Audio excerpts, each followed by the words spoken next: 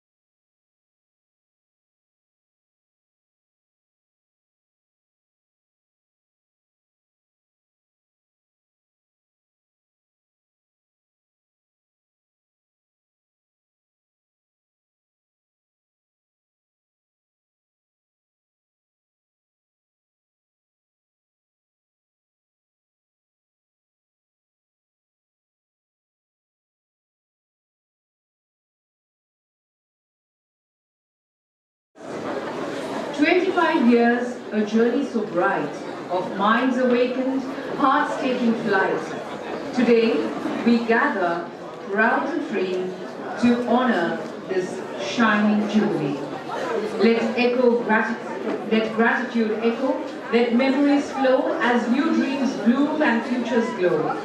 For the path ahead, with passion and zeal, carries the Bosco bond, strong and real. Good evening, esteemed guests, ladies and gentlemen. It's my honor and privilege to welcome each one of you to the Silver Jubilee of Don Bosco Institute.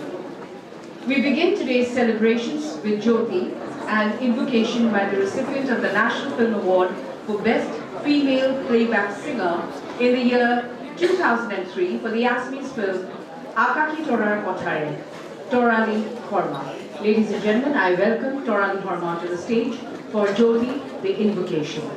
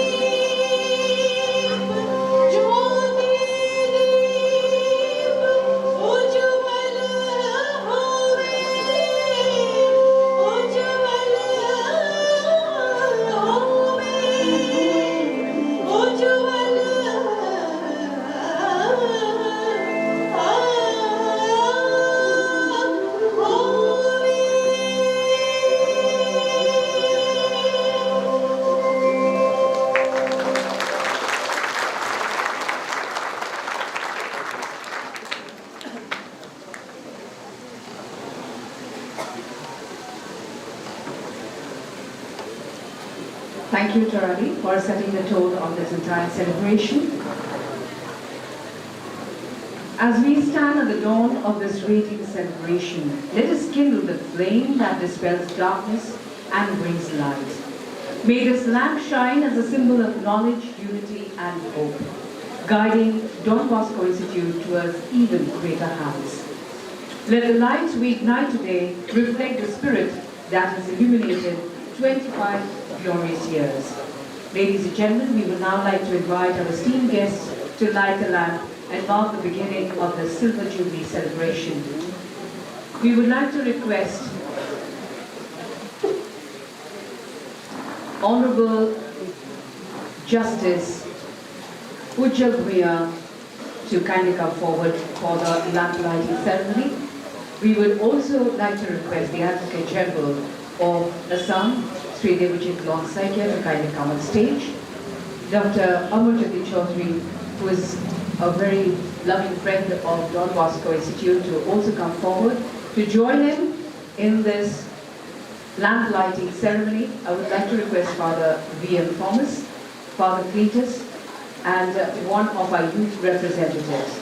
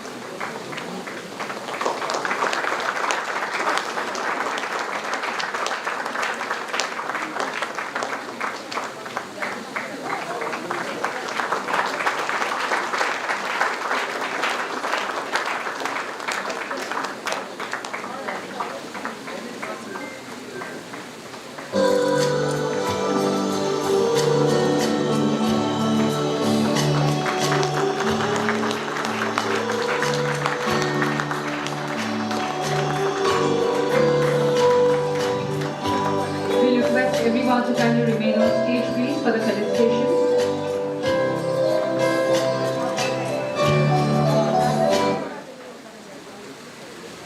Ladies and gentlemen, we would now like to felicitate our guests on the dais, and I request Father Cletus to do the honors.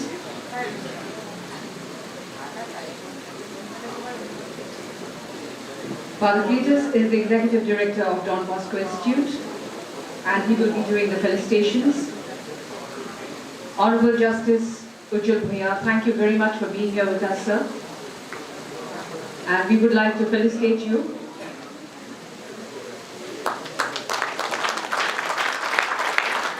It is an honor that Honorable Justice Ujjal Bhuiya is here with us. Despite his busy schedule, he has been here with us today. We have with us Sri Devajit Lon Saikia, who is the Advocate General of Assam. Thank you very much, sir, for being here with us. Please accept a token of our gratitude. We felicitate you in the traditional Assami style. We have our beloved Dr. Amarjyoti Chaudhary here with us, and we would like to felicitate you, sir. It is an honor and a privilege that we have Dr. Amarjyoti Chaudhary here with us.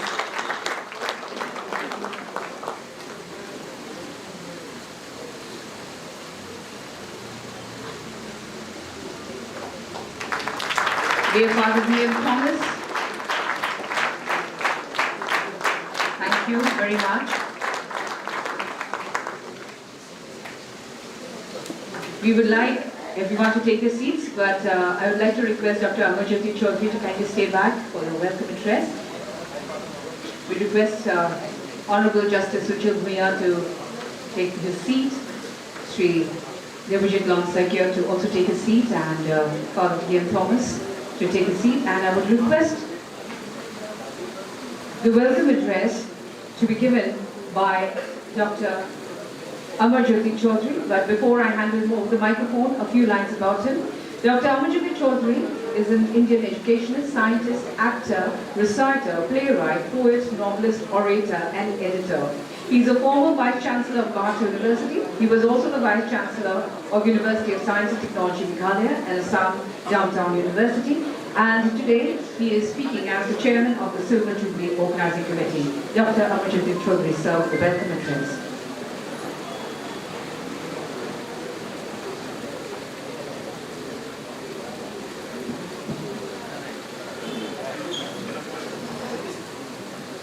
Esteemed Chief Guest of the day, Justice Ujjwal,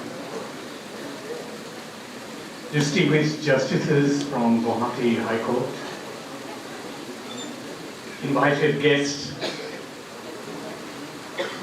members of Don Bosco Institute fraternity,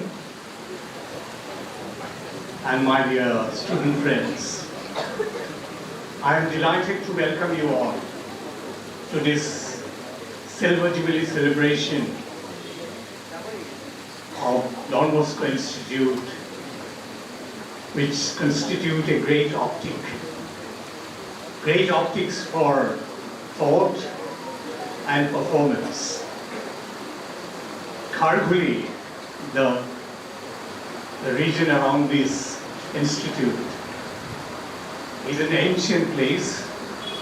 We know that this was originally used to store gunpowder and gun. But folk parlance has other stories. It says it's an ancient holy place, holy forest and holy hill, where there is internal light. One dreamer from far off Periyar River in Kerala, he had a dream to convert this desolate place into another area of light, where internal light is, to the internal light is added the other external contemporary light of management. And in the process, we have seen how Don Bosco Institute has flowered. It's the vision of none other than Father V.M. Thomas, popularly known as V.M., whom you all know. And we are here to celebrate the 25 years of glorious existence of this institute. And we welcome you to all the different functions organized in this connection of the Silver Jubilee function. We all know that 2025 has been an extraordinary year for us, a very roller coaster year. When we celebrated the birth centenary of the Bard of the Brahmaputra, Dr. Bhupen Hazarika, on 8th of September, and subsequently on 13th of September, the momentum was gathering, but suddenly we had a news from the far off seas, and everything was topsy-turvy. We all know how we lost our dear singer, an artist of our heartthrob of the youth. Jubilee lost his life. Whereas Dr. Bhupen Hazarika sang for the humanity, whereas he raised his flags for the entire humanity, kindness, and for the simple idea of helping the poor.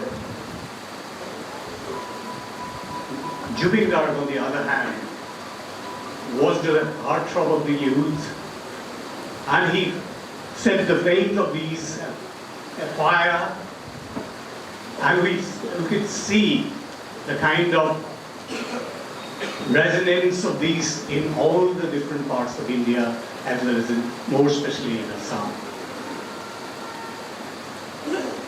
And it is very coincidental that Don Bosco Institute of Management has picked up from both the sources, both the singers From one, the idea of humanity and the serving of the poor, serving of the distressed, and from the other, serving of the youth, their ideas.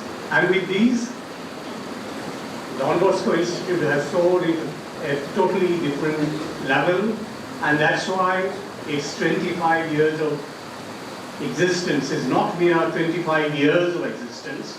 It's a fulfilling experience where it has been uplifted to another level, and we are here to celebrate the original idea, immaculate idea of Father B.M. Thomas and the rest of the directors who have very strongly upheld these ideas of Don Bosco Institute. So we welcome you all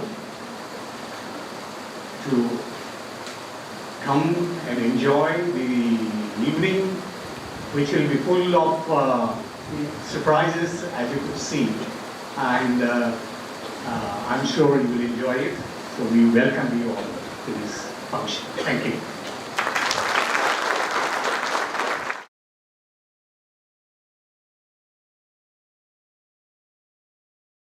Dr. Amarjyoti Chaudhary for that beautiful welcome address. Ladies and gentlemen, I will now request Father Peters, who is the Executive Director of Don Bosco Institute, to kindly come forward and give a presentation on 25 years, DBI, Roots and Wings.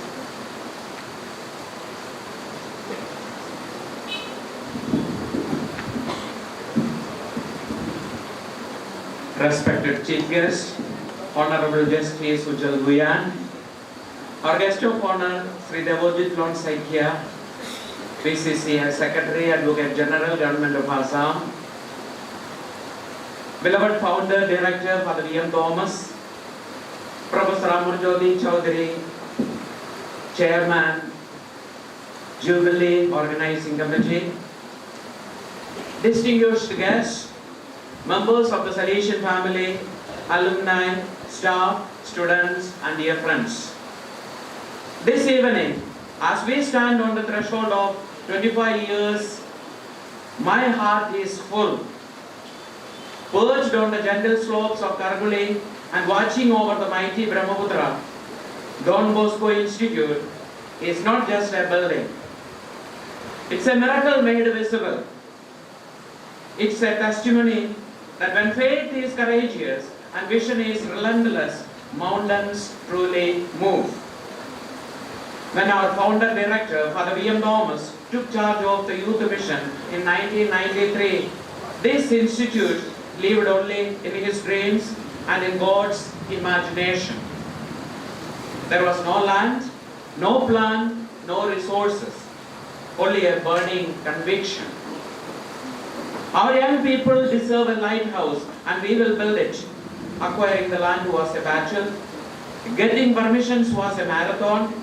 Constructing on a rocky hill was a daring experiment. Even water had to be pulled from the very heart of the hill, but step by step. Faith made the way, prayer gave strength, and people joined the mission. And on 22nd November, when Prime Minister Dr. Manmohan Singh inaugurated this institute, it was not just a building being opened, it was a prophecy fulfilled. DBI's earliest years were shaped by a small band of pioneers, staff members who worked long hours. With a passion and purpose, they were not merely employees, they were co-founders in spirit, laying the roots of an institution that would soon redefine education and empowerment in Northeast India. From skill development to youth leadership, from care schools to national conferences, from community outreach to innovation, DBI became a movement of possibilities, a movement of hope. And through it all, Don Bosco's timeless message guided us. Give me your hearts and I will give you a reason to dream. For 25 years, every initiative here has carried a single prospect that to give your young people wings. Wings to rise above circumstances, wings to find dignity in work, wings to pursue excellence, wings to fly towards a brighter future.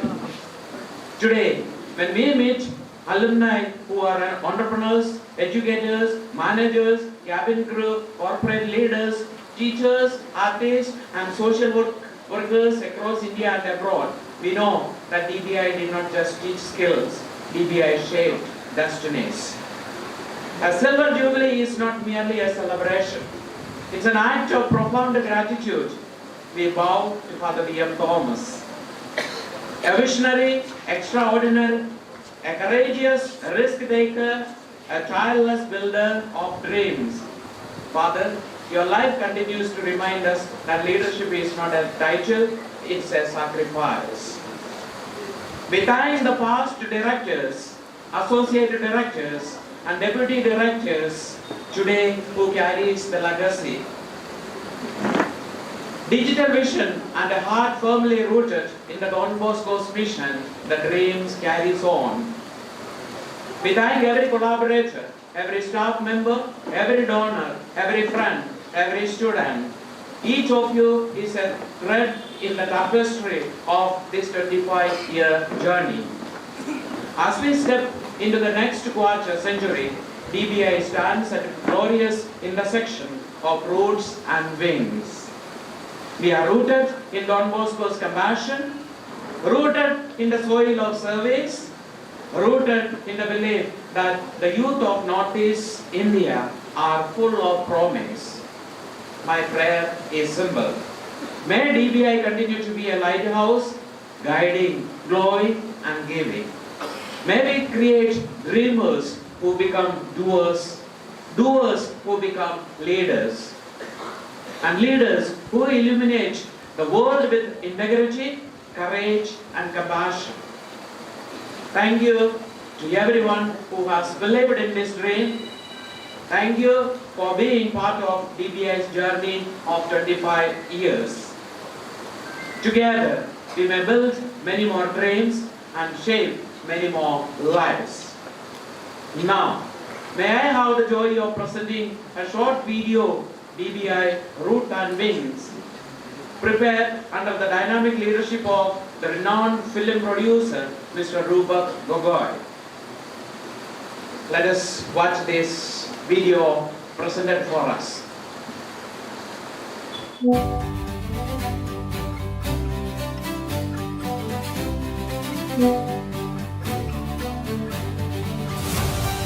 "25 years ago, a dream took shape.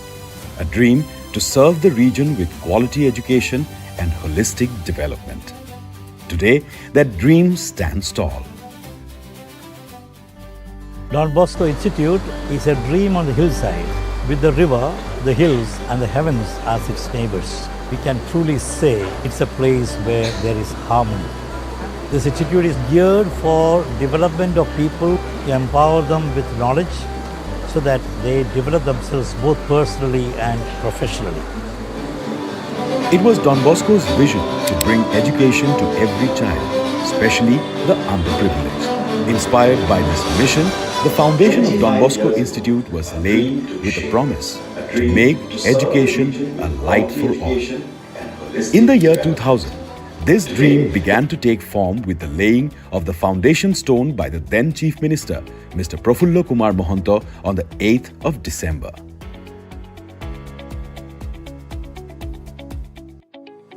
It marked the first step towards turning a noble dream into a lasting reality.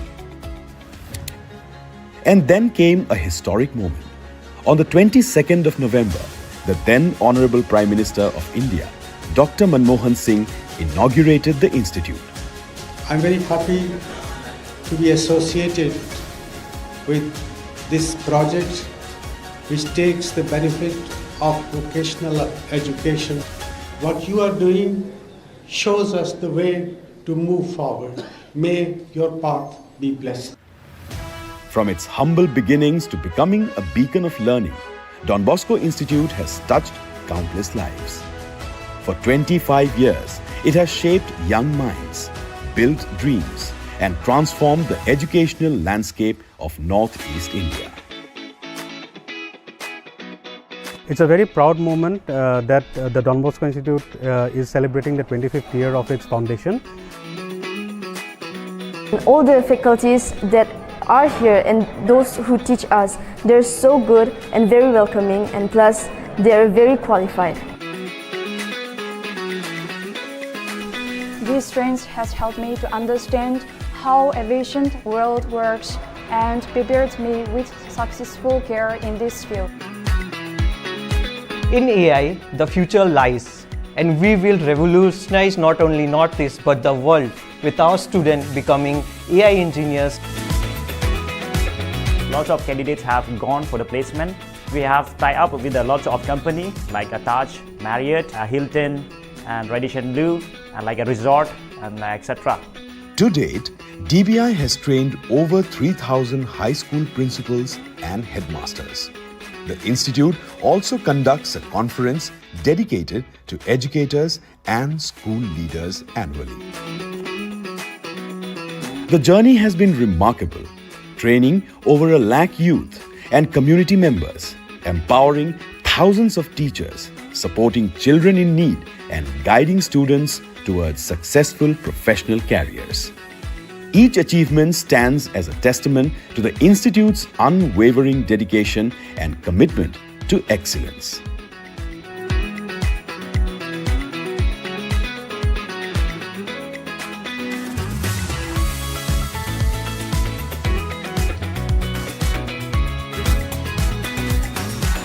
The journey hasn't just been about building an institute. It's been about the people, the shared challenges, and the triumphs we have celebrated together. Thank you every single person, past and present, who has contributed to this story. Happy Silver Jubilee. As we celebrate this Silver Jubilee, we remember this is not the destination, but a milestone in our ongoing journey to serve the young. In the halls of learning where minds unfold, a legacy of excellence forever told. 25 years of building dreams so bright, Don Bosco's spirit guiding us throughout the day. Building dreams, shaping lives, a journey so grand. And call on youth with helping hand. Building dreams, shaping lives, shining lights.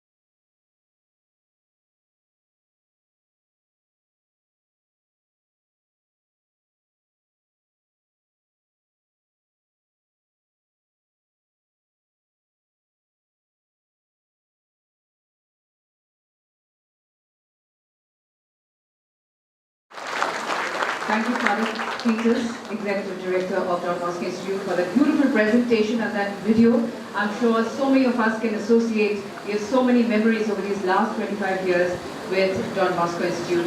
And thank you, Father V.M. Thomas, for making me a part of these 25 years of celebrations. Thank you very much. Standing on the serene banks of the mighty Brahmaputra, Don Bosco Institute has always been a meeting ground of dreams, culture, and creativity. This evening, it becomes a stage where music meets memory, where we pay tribute to two timeless voices who define the sound and soul of our land, Dr. Bhupen Hazarika and our forever-loving Zubin Garg. Immortal Echoes is our humble offering, a celebration of those voices that continue to inspire generations, reminding us that art, when born from love, never fades. It simply flows on like a Brahmaputra. Before we indulge in immortal echoes, here's something truly heartwarming. This program will bring to the stage today 75 students and 3 teachers of DBI. They come from 22 different tribes, spanning across 7 states and also from as far as neighboring country of Myanmar. Most of these students who are pursuing various courses at DBI don't even speak the same language and understand very little of Assamese. Yet, they have all volunteered to perform just to show their love for Don Bosco Institute, for the Northeast, and for our icons, Dr. Bhupen Hazarika and Dr. Zulfikar, who continue to inspire generations. 2 wonderful people, Pula Bhattacharya and Amrita Bhattacharya, are behind the creation of this dance drama. Deep gratitude to both of you. So tonight, ladies and gentlemen, as this group performs for you, let's cheer them on with a big round of applause. Let's celebrate their spirit, their effort, and the beautiful message of duty that they bring to this stage.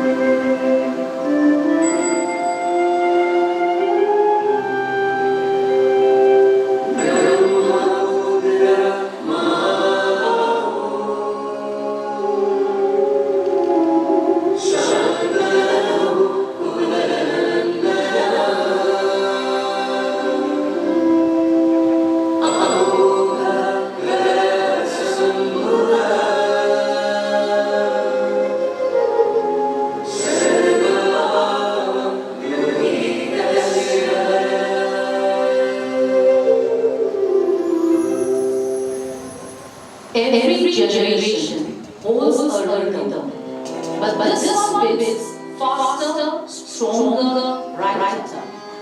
The youth of today are not just dreamers.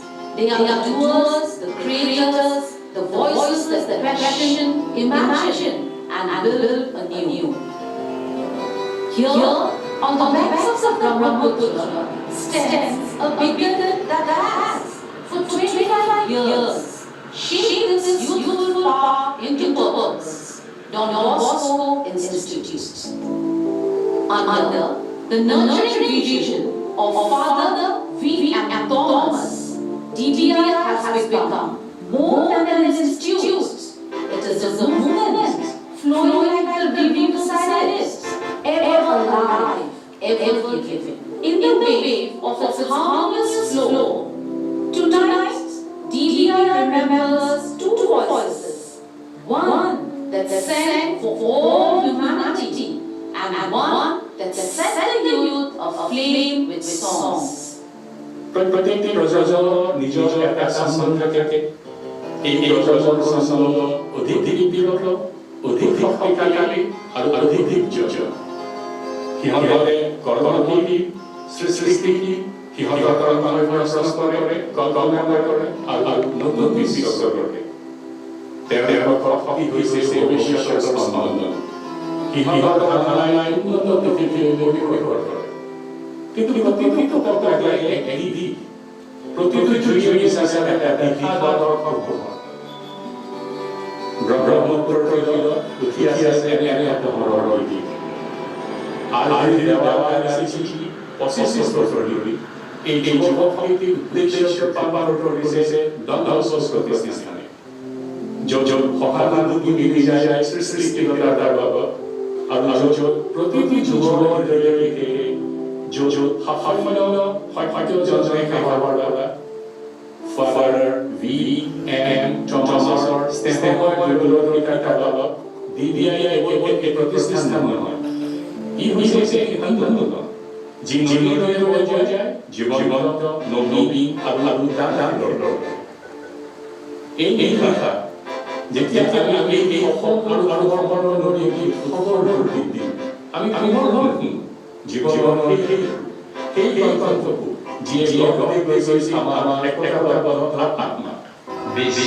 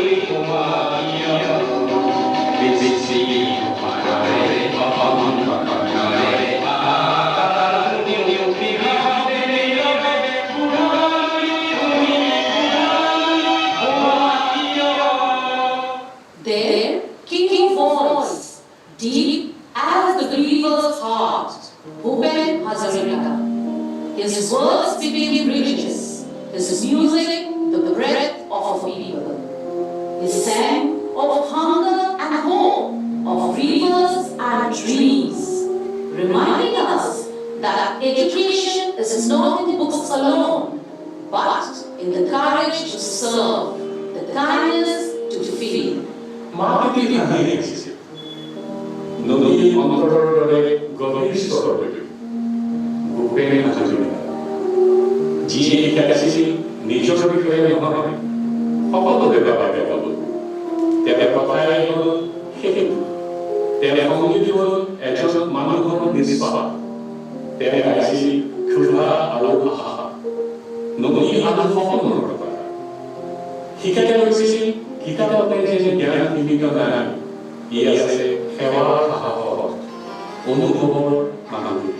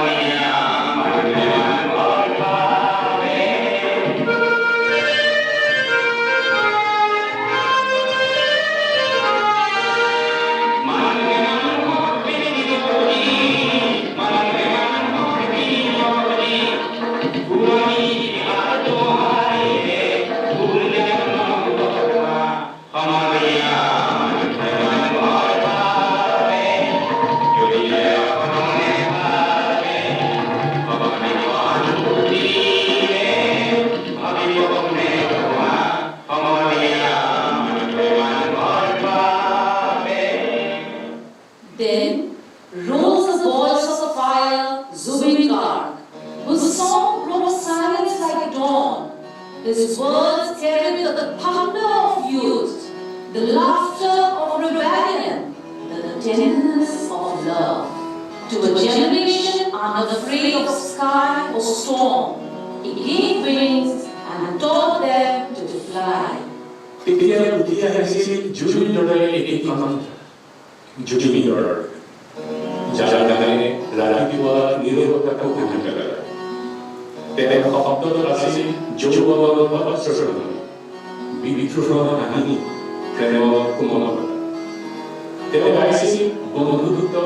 স্বাধীনতা সপোন দেখা আৰু সাহসৰ অধিকাৰৰ কথা আকাশ বা ধুমুহালৈ ভয় নকৰা এটি প্ৰজন্মক তেওঁ দিলে আৰু শিকাইছিল অনুপযুক্ত আকাশত তুলিব।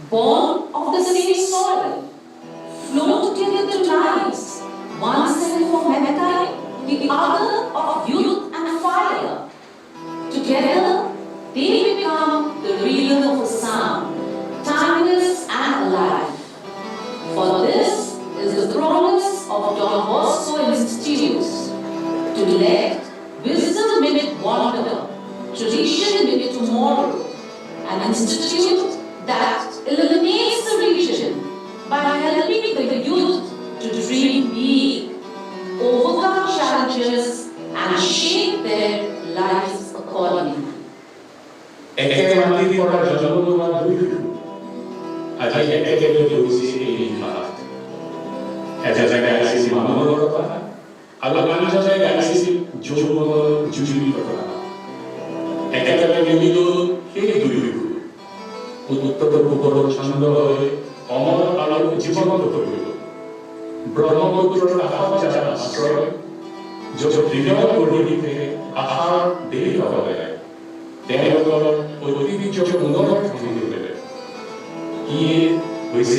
Don Bosco Institute Pragya Alu Asarich Paramapara Alu Alu Suara.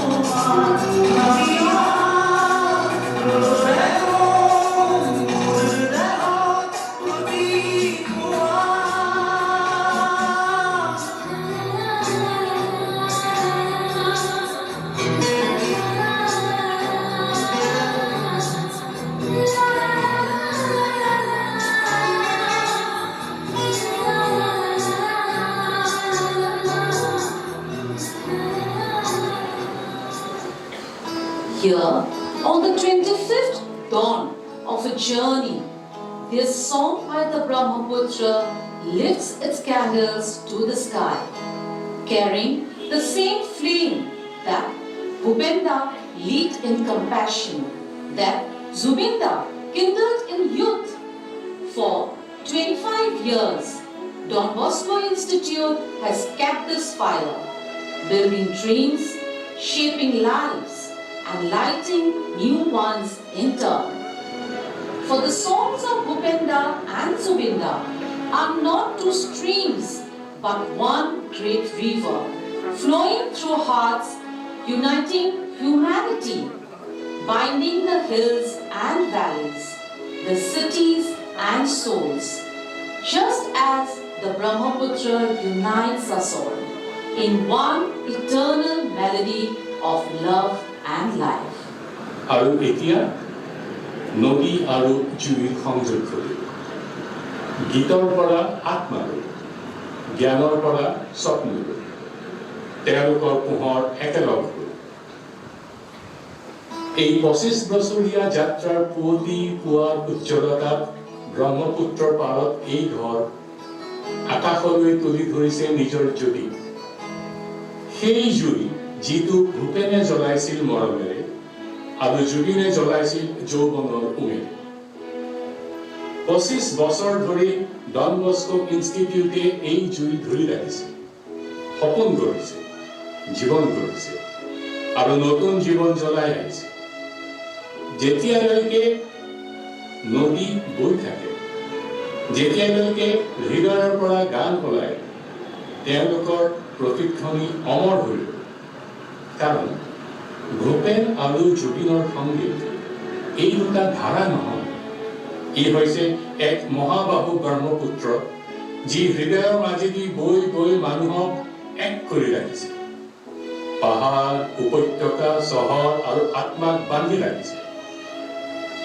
ব্ৰহ্মপুত্ৰৰ দৰে যিয়ে আমাক সকলোকে ঐক্যতাত ৰাখে প্ৰেম আৰু জীৱনৰ এক অনন্ত সুৰ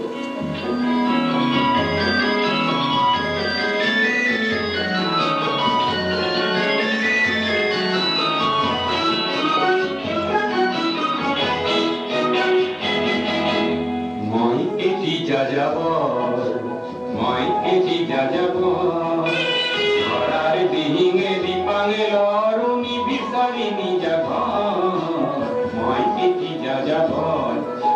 মই এটি যাযাব বহু যাযাবর লক্ষ্যবিহীন মোর পিছে আছে পণ রঙর খনি যদি দেখিছো ভগাই দিয়ার মন বহু যাযাবর লক্ষ্যবিহীন মোর পিছে আছে পণ রঙর খনি যদি দেখিছো ভগাই দিয়ার মন মই দেখিছো অনেক গগন চুম্বী অট্টালিকার হারি তার সাথেই দেখিছো কত না গৃহহীন নর নারী মই দেখিছো কিছু ঘৰৰ সন্মুখ বাগিচাৰে আছে ভৰি আৰু দেখিছো মৰহা ফুলৰ পাপৰি অকালতে পৰা কৰি বহু দেখি দেখি গৃহদান দেখি চিন্তিত হওঁ মনৰ মানুহ বহুতেই দেখো ঘৰতে হৈছে ঘৰ এই মই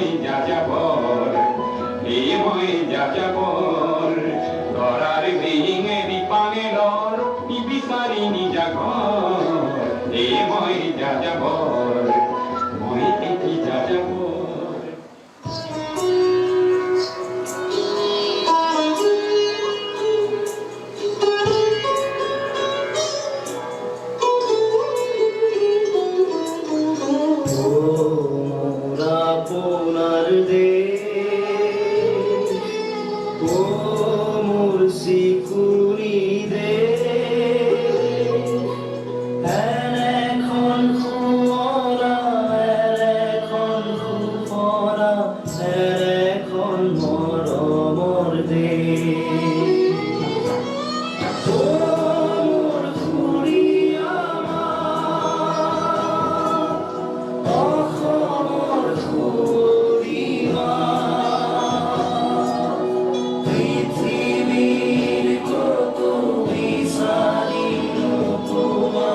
So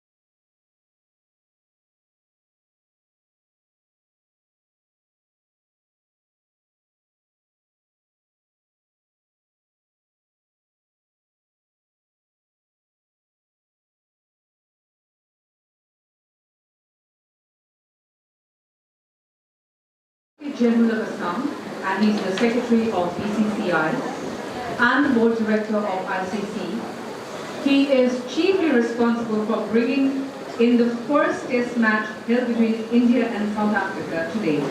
Ladies and gentlemen, I will request Mr. Devajit Lal Saitya to kindly come forward and present his address to the August gathering here. And a huge round of applause as I welcome Mr.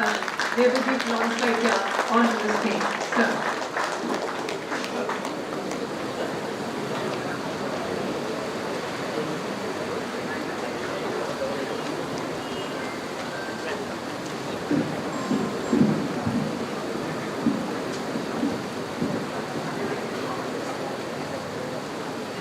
A very good, warm, good evening to everyone present here. And after such a mesmerizing performance by the beautiful people, rendering the evergreen hits of Jubin Garg and Ruben Hajalika and the national state anthem, I don't think I am the right person to give you a speech. But still, as Father has lined up the program, so I am compelled to do this as I was doing in my early school days in Don Bosco. So, Honorable Justice Vishal Mia, Judge, Supreme Court of India, all the respected judges of Guwahati High Court, my first educator, Father B.M. Thomas, Fathers, latest Executive Director DBI, all the respected dignitaries present in this August gathering, all the beloved members of the Salesian community, distinguished guests, faculty members, alumni, dear students, ladies and gentlemen. It is a matter of immense joy and personal pride to stand here as Don Bosco Institute heartily celebrates its Silver Jubilee, that is 25 glorious years of service, leadership, formation, and nation building. In fact, during this last 25 years, I have visited this place on various occasions, especially on all Christmas evenings. But today is very special because we are celebrating a major milestone in this whole journey till now, 25 years. It's a big celebration. I think that deserves a big round of applause.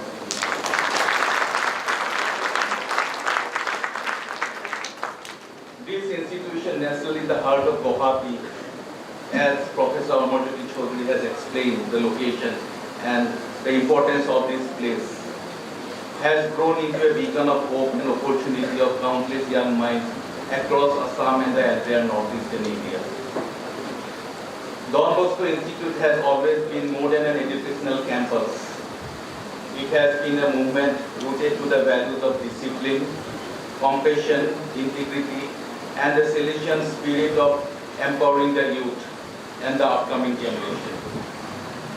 Over the last 25 years, DBI Guwahati thoroughly has shaped futures, nurtured talents, and guided thousands to walk the path of excellence and service. This milestone is therefore not merely an anniversary, it is a celebration of dreams fulfilled and lives transformed. 22nd November definitely has a significance. I am very proud to say, as just it was announced, that today Guwahati has been a proud host of a test match, and that day is 22nd of November. This institution was also born on the same day, and therefore in all coming years we will have and will share a common anniversary.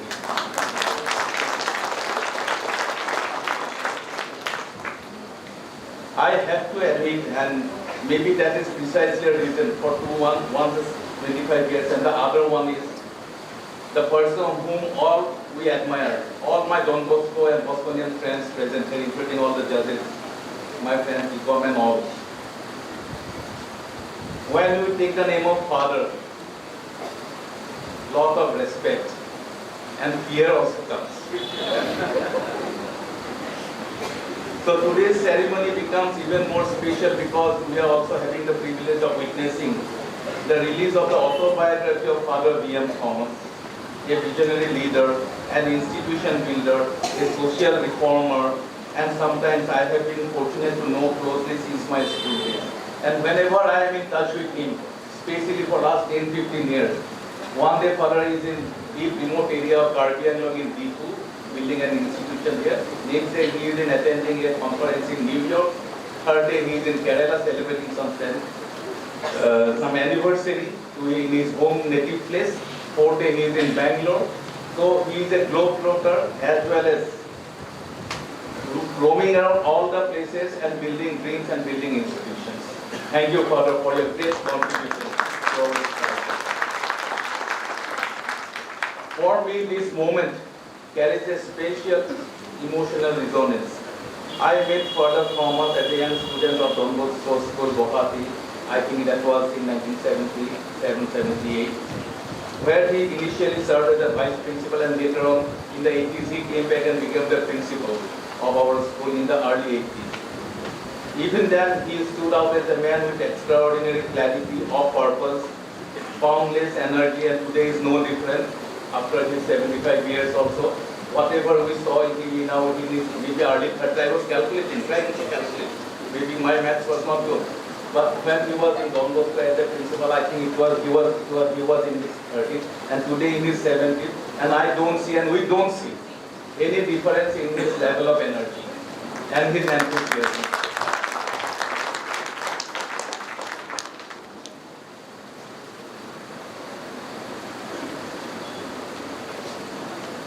His ability to recognize potential, his insistence on discipline with compassion, and his visionary approach to education have influenced generations including me. This morning, Father was present in Barsapara ACS Stadium at 8 o'clock. Because when he said that we will be present there, I said, Father, please be there by 8:15. And he was there at 8 o'clock in the morning to watch the inauguration functions, and he was there till his father later till 10 o'clock, and he was asking me a question. How I juggle my work as a lawyer in the Guwahati High Court or in sometimes before my leadership, we are also in Supreme Court, as an advocate general of the state, and at the same time how I am discharging my duty as a sports administrator holding the post of Secretary BCCI as well as board director of International Cricket Council. He put me that question. I said, Father, I followed your footsteps. When we were in school, Father was very strict and all his teachers were very strict about our academics, but at the same time, they compelled us to take some sort of extracurricular activities. And Don Bosco Guwahati can very proudly say that sports was the main event which was promoted. That is why Orunjuti Bora and all the top table tennis players as well as cricketers of our age are products of Guwahati Don Bosco. And at the same time, it is not that the education was taking a backbencher. In education also, we are at the top in the SEBA. So that is how we are taught how to do multitasking. And that education which we have acquired in Don Bosco Guwahati, it has become our system of life, it has our habit of life. So we are continuing what we are taught. Maybe I was in Cotton College or other institutions also. But the way, apart from education, other co-curricular activities was promoted, it was Don Bosco Guwahati. And we have to thank the institutions for moving up in that environment. Thank you, Father, for that. Father Thomas is not just an educationist, he is a catalyst of change. The institution he nurtured including Don Bosco Institute, this institute, he is the founder director, bears testimony of his mission of empowering youth through education, skill development and value formation. His work has touched not only the Northeast but has inspired people across the country and beyond. The release of his autobiography today is more than just the unveiling of a book.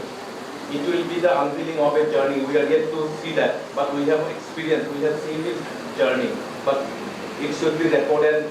I am very happy that Father has done it when he is still very active. But this is edition number 1, and I'm sure everybody will appreciate that thing, that there will be edition number 2 with after another 15 years. So Father, that promise we would like to have during the course of your speech today. It is an unveiling of a journey one fulfilled with courage, conviction and tireless pursuit of service. I am certain that this book will inspire many more to dream, to persevere and to serve society with humility and purpose. As we celebrate this Silver Jubilee, let us acknowledge the unwavering efforts of the Celestial Fathers who are all present here. The faculties, the staff and the students, the alumni and the well-wishers whose dedication has shaped EBI Guwahati as we see it today. Their collective commitment has made Don Bosco Institute Guwahati a center of excellence and true temple of learning and career building. To the students, my dear friends, today and tomorrow I wish to say you are the inheritor of a rich legacy. Let the values you imbibe here guide you to become not only a successful professional but also a responsible citizen and compassionate human being. That is the core concept of this institute. We have to be compassionate. How successful we are in our career or in our life, if you do not have compassion for the downtrodden, for the people all across our society, it has no meaning. So that is being taught here and we are lucky to be a part of that system. As we look ahead of the next 25 years, may Don Bosco Institute continue to grow, innovate and lead, and remaining forever true to its mission of empowering the youth and the serving society. On this historic day, I extend my heartful congratulations on Silver Jubilee of DBI Guwahati and offer my deepest respect and warmest wishes to Father B.M. Thomas on the release of his autobiography. May this institution continue to shine and may Father Thomas' life story continue to inspire generations. Thank you so much. Good evening.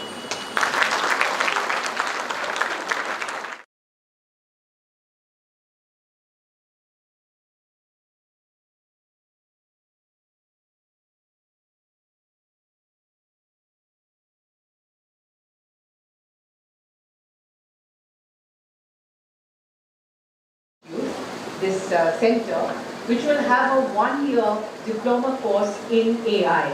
And I will now request Mr. Devajit Lonsaikia to kindly inaugurate this particular center with the help of the remote.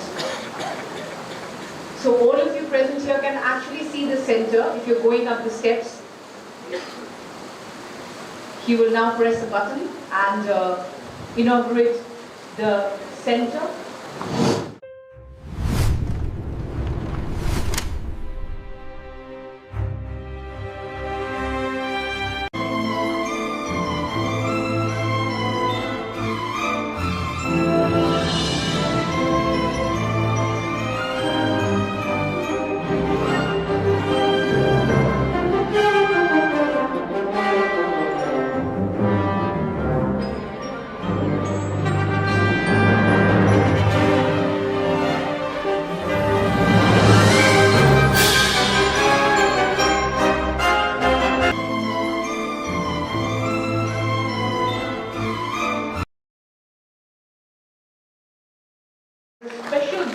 On AI, which is going to be released by Mr. Devajit Lonsaikia.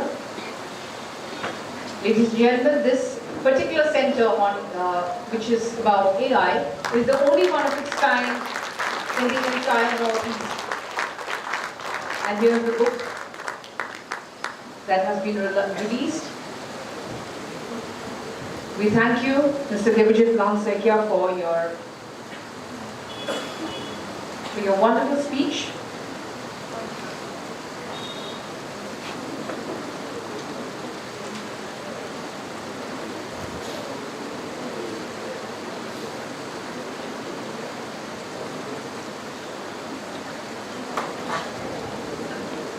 Ladies and gentlemen, he is a Harvard graduate in educational administration, planning and social policy. He is the founder director of Don Bosco Institute. He was also the provincial for the Salesians of Don Bosco, Guwahati province. Ladies and gentlemen, please put your hands together for Father V.M. Thomas as I invite him onto the stage.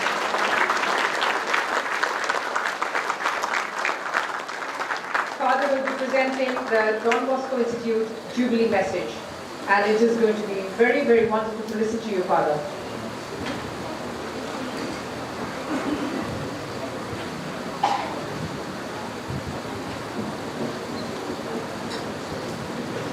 Good evening to all. Honorable Justice Vitraguya, our esteemed Chief Guest, Guest of Honor Mr. David Vaikya, Advocate General and BCCI Secretary, our distinguished judges. I have some fear standing here, because at one time they were my students, but today they are judges. And a very high strike rate for me, 7 judges in Guwahati High Court and 1 judge in the Supreme Court, 2 government Advocate Generals, Advocate General of Assam, Advocate General of Maharashtra. For me this is something extraordinary and I feel grateful to God. All our galaxy of esteemed guests, fathers, sisters, dear past peoples, all friends of Don Bosco.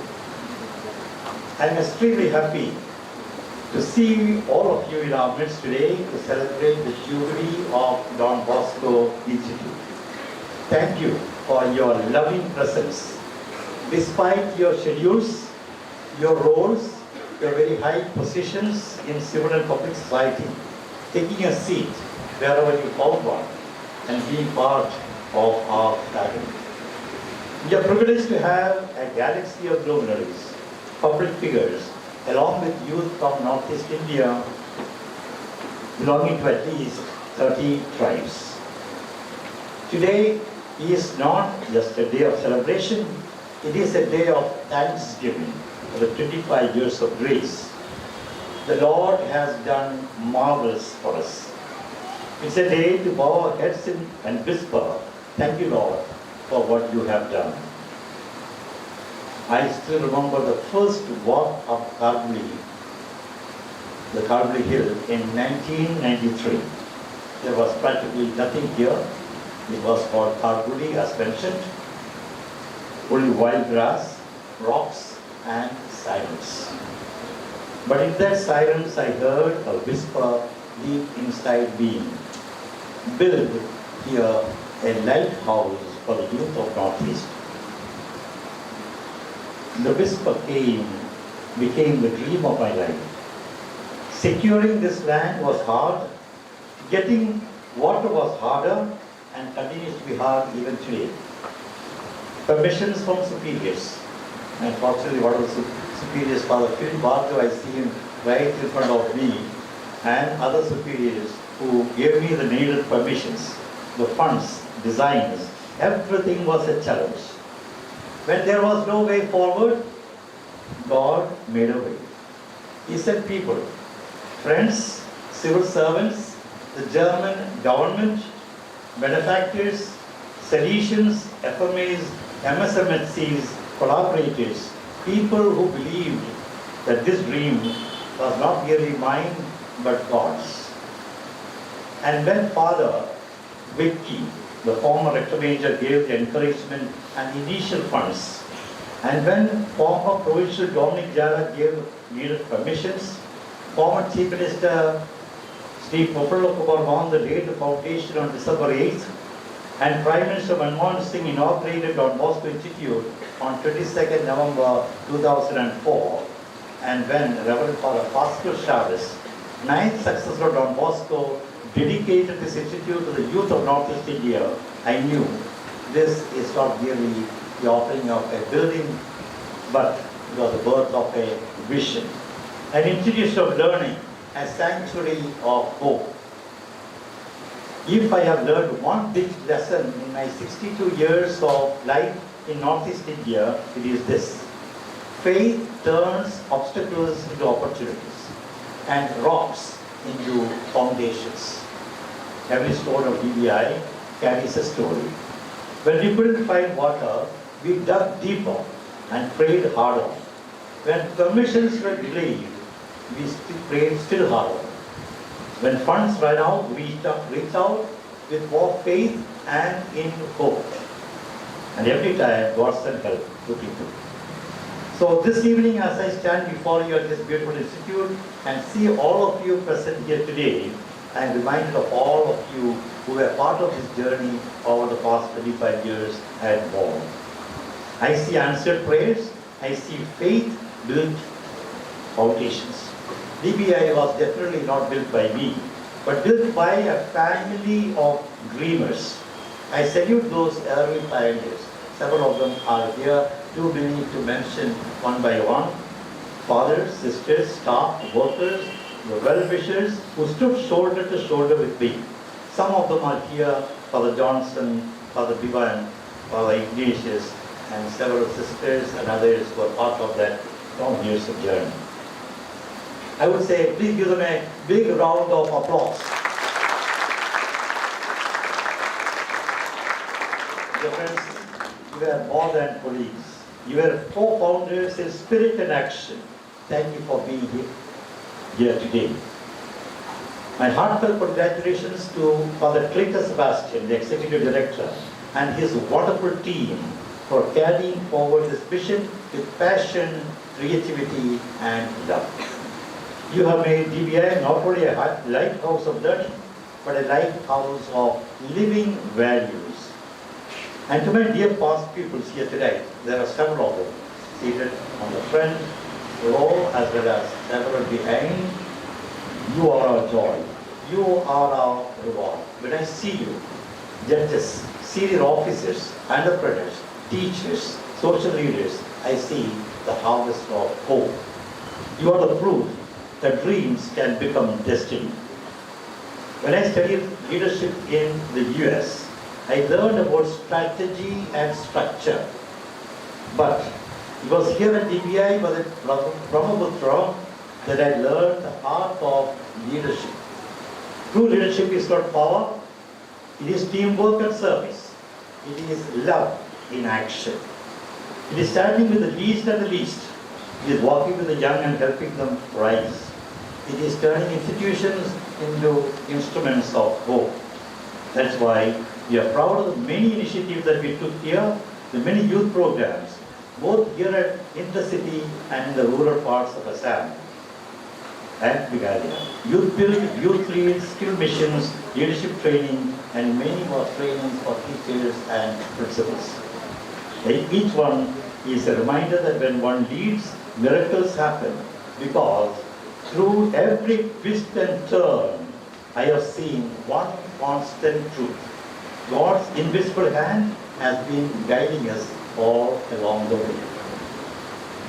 This evening I am requesting our Honorable Chief Guest, Vijay Goya, the Supreme Court Judge, to release my biography, Building Dreams, Shaping Lives, a past pupil of mine, who once humorously said at Don Bosco, Guwahati, that I made him a judge. I was pretty shocked. And then inquiring from him, he told me, Father, you forced me on stage to go for a debate competition. And he won the debate on that day. And the story what made him a judge is something that happened after that. I took him to the restaurant Madhumita and gave him one Mughlai parota for 2 rupees. Just 2 rupees, you know that Mughlai parota of Madhumita, and a cup of tea. That's what encouraged him to become a judge. I'm so happy that we could make judges for such, for 2 rupees. Dear friends, and ever since I just made a request to him to come, and just imagine such an eminent person has come all the way from Delhi today only for this function and returning tomorrow morning. Thank you. You have touched our hearts. He will present the first copy to Mr. Devajit Vaidya, the Advocate General and the BCCI Secretary. We have been in touch for quite some time, and he used to visit this institute a couple of times. But what touched me most was the other day he sent me a photograph of myself receiving an award in 2016. I don't know how a young man, a famous man like him, could send me a photograph of which I didn't have, which he preserved and sent it to me, and which is also now in the autobiography. But more interestingly, when I went to his office one day, you know what, you saw that photograph from, did you notice the photograph on the screen? In his beautiful, shall I say that his most elegant office in Assam? Or maybe the advocate, or any advocate in India perhaps. Please make it to his office. See it. 4 floors. 4, I suppose, 5. And I think some 18 advocates. Government, private, advocate, but so beautifully set up. And there, he was sipping his coffee in a Don Bosco cup. Dear friends, this is now that photograph that you saw. That was what he was doing today. I am being so touched by that. In them, and in all our friends who are here with us, we are the best living fruits. We have a Professor Ashok Datta, who was the IIM founder director, a past people of Don Bosco again, of Don Bosco Geneva, and so very many of you here. Dear friends, coming back to my autobiography, I want to say it is not a book of achievements, it is a story of dreams. A story of dreams that God jumped through me for Assam and Northeast India. Before I end, please allow me to make one small request. Among all our works and works that I have done over these years, child-friendly Guwahati, which is now looked after by Father Dupos, I see him somewhere, the director of Snehalaya, which looks after over 2,000 children, poor children on the streets of Guwahati. It's a project that is very close to my heart, something which I founded in the year 2013. It is our mission for street children, especially the city of Guwahati. Those little ones who sleep under bridges and on the streets, who have no voice, no home, no dreams. If DBI is a lighthouse on the hill, child-friendly Guwahati is a lamp that glows in the streets, in the below. Your support through the book can keep that lamp burning, giving every child a chance to smile, to learn, and to live with dignity. Finally, my deepest thanks to the DBI family, to Father Cletus once again, all the pioneers, the collaborators of the Salesian family, all of the congregations, the Salesian communities, past and present, the faculty, the administrative and supportive staff. You have made all the dream alive. Thank you, dear friends, past peoples, and well wishers. You are our legacy, you are our pride, and you are our hope. Your presence has brought peace and meaning to this celebration. Thank you very much. May God bless each and every one of you.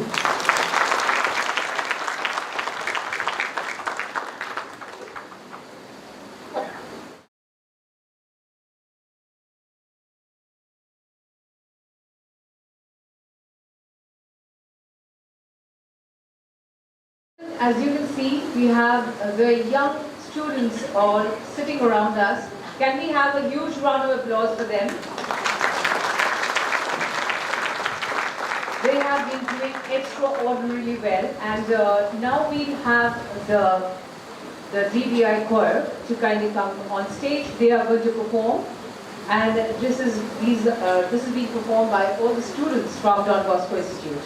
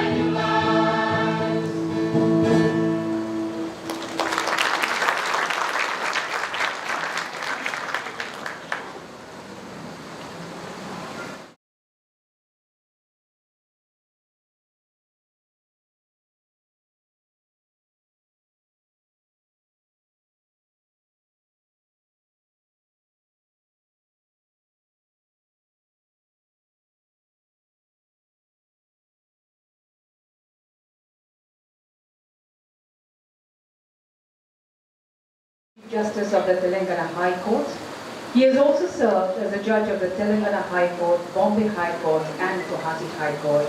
Ladies and gentlemen, our chief guest for today evening, please put your hands together, all present here, for the Honorable Justice Ujjwal Miya as we call him onto the stage to present the Jubilee Address. Sir.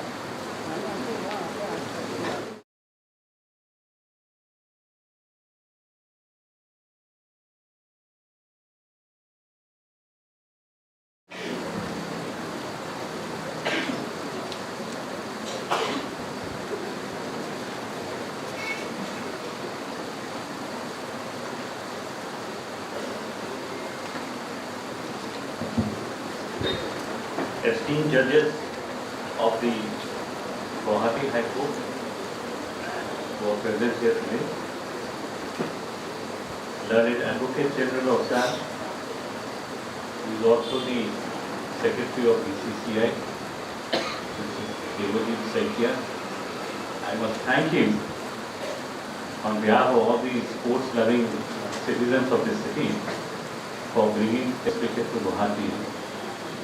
In our childhood, younger days in the 60s and 70s, we had only heard commentators giving running commentary of Test cricket being played in Firozshah Kotla, Delhi, Green Park, Kanpur, Eden Gardens, Calcutta, Chibok in what was then Madras, Chinnaswamy Stadium in what was then Bangalore, Brevon Stadium in again Bombay, later on shifted to Wankhede.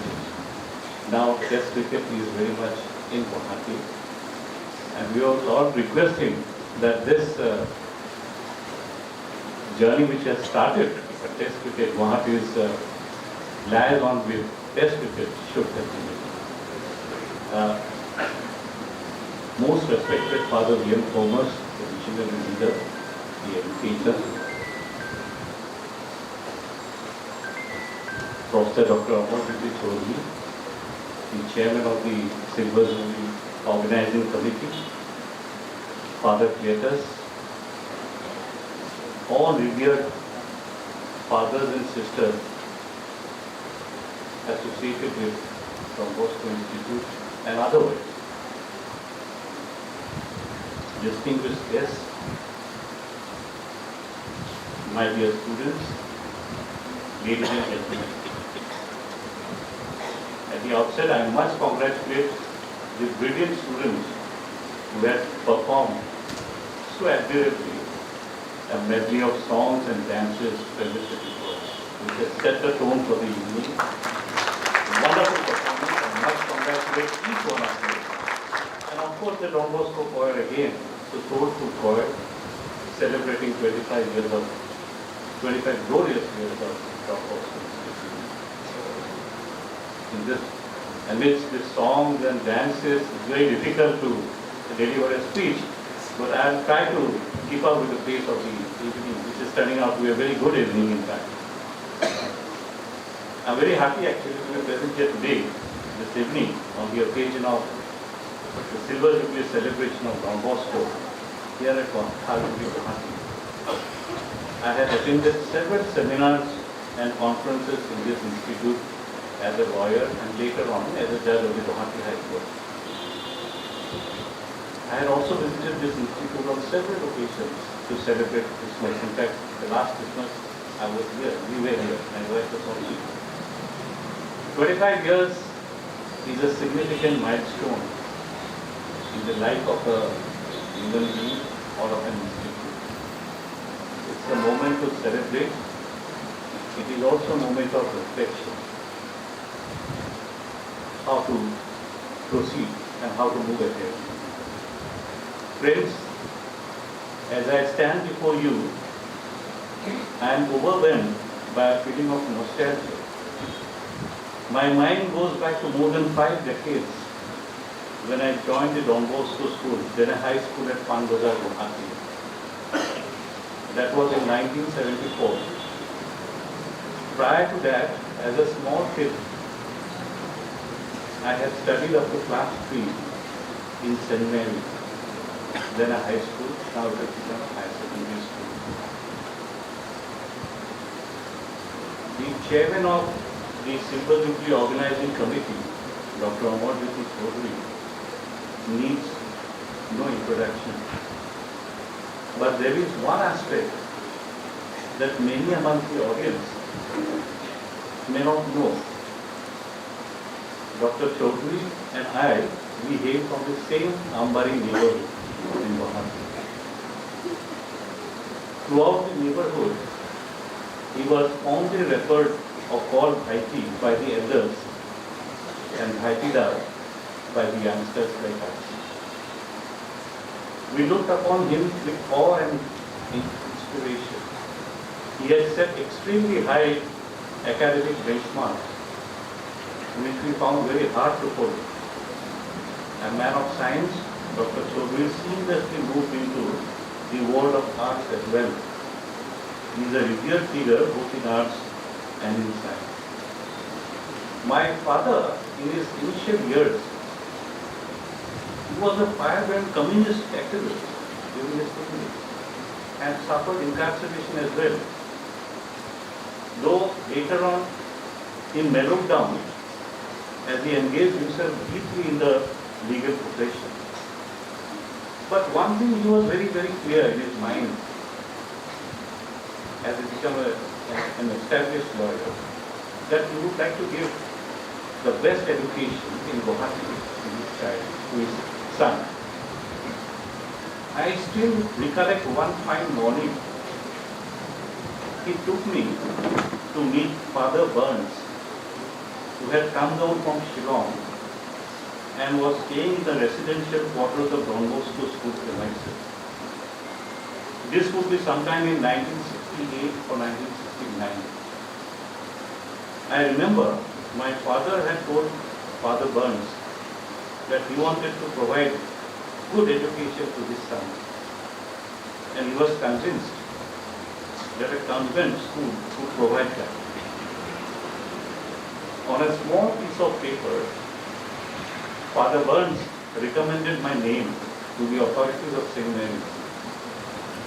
That's how I got admitted as a small child in St. Mary's School, which was not very far off from my home, from our residence.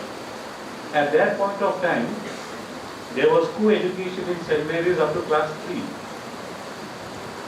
I fondly remember an incident when I was a student in class 3. My class teacher had caught me talking while the class was on. So as a punishment, I was sent to the equivalent girls section on the first floor of the building for the whole day. But I must tell you, my new friends in the girls section and the teachers there were very kind to me and made my day-long stay there very pleasant and comfortable. I have many other fond memories of my St. Mary's days. That discipline that was instilled in me in St. Mary's was carried forward when I joined Don Bosco in 1974.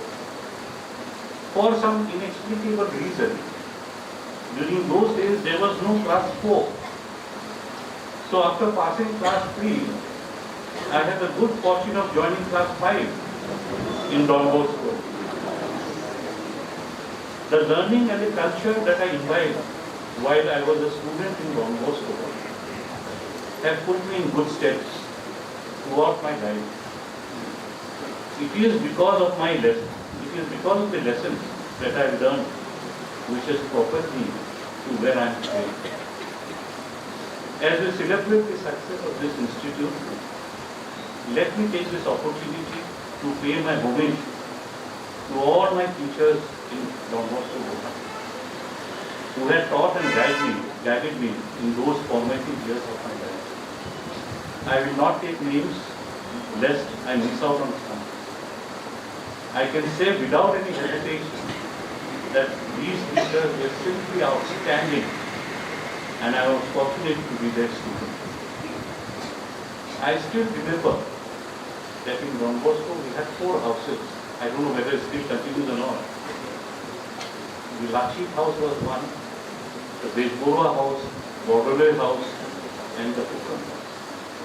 I think I was a member of the Bordelais house, and I still remember having performed exceedingly well in the extracurricular activities undertaken in the school.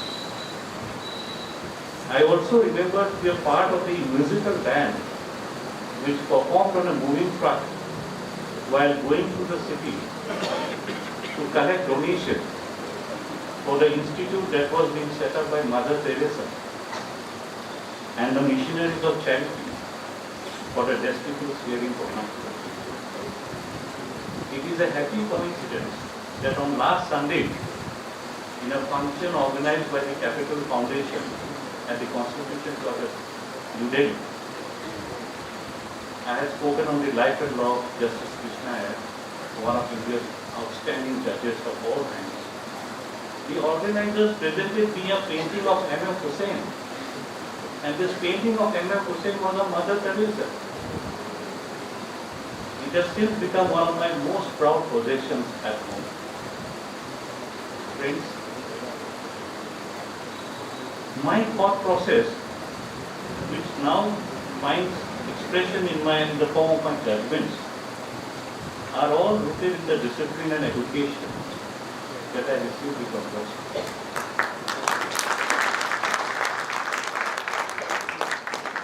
Though a minority Catholic institution, the education imparted was fully secular. We were taught and we learned how to love and respect each other, despite speaking a different language or professing a different faith. Coupled with this, I must also say the lessons of life that I learned in our small Ambari neighborhood. As I said, because of his revolutionary past, my father had a strong sense of fairness, unfairness, just and unjust. My mother was also a steely woman who had in her to overcome all hurdles of life.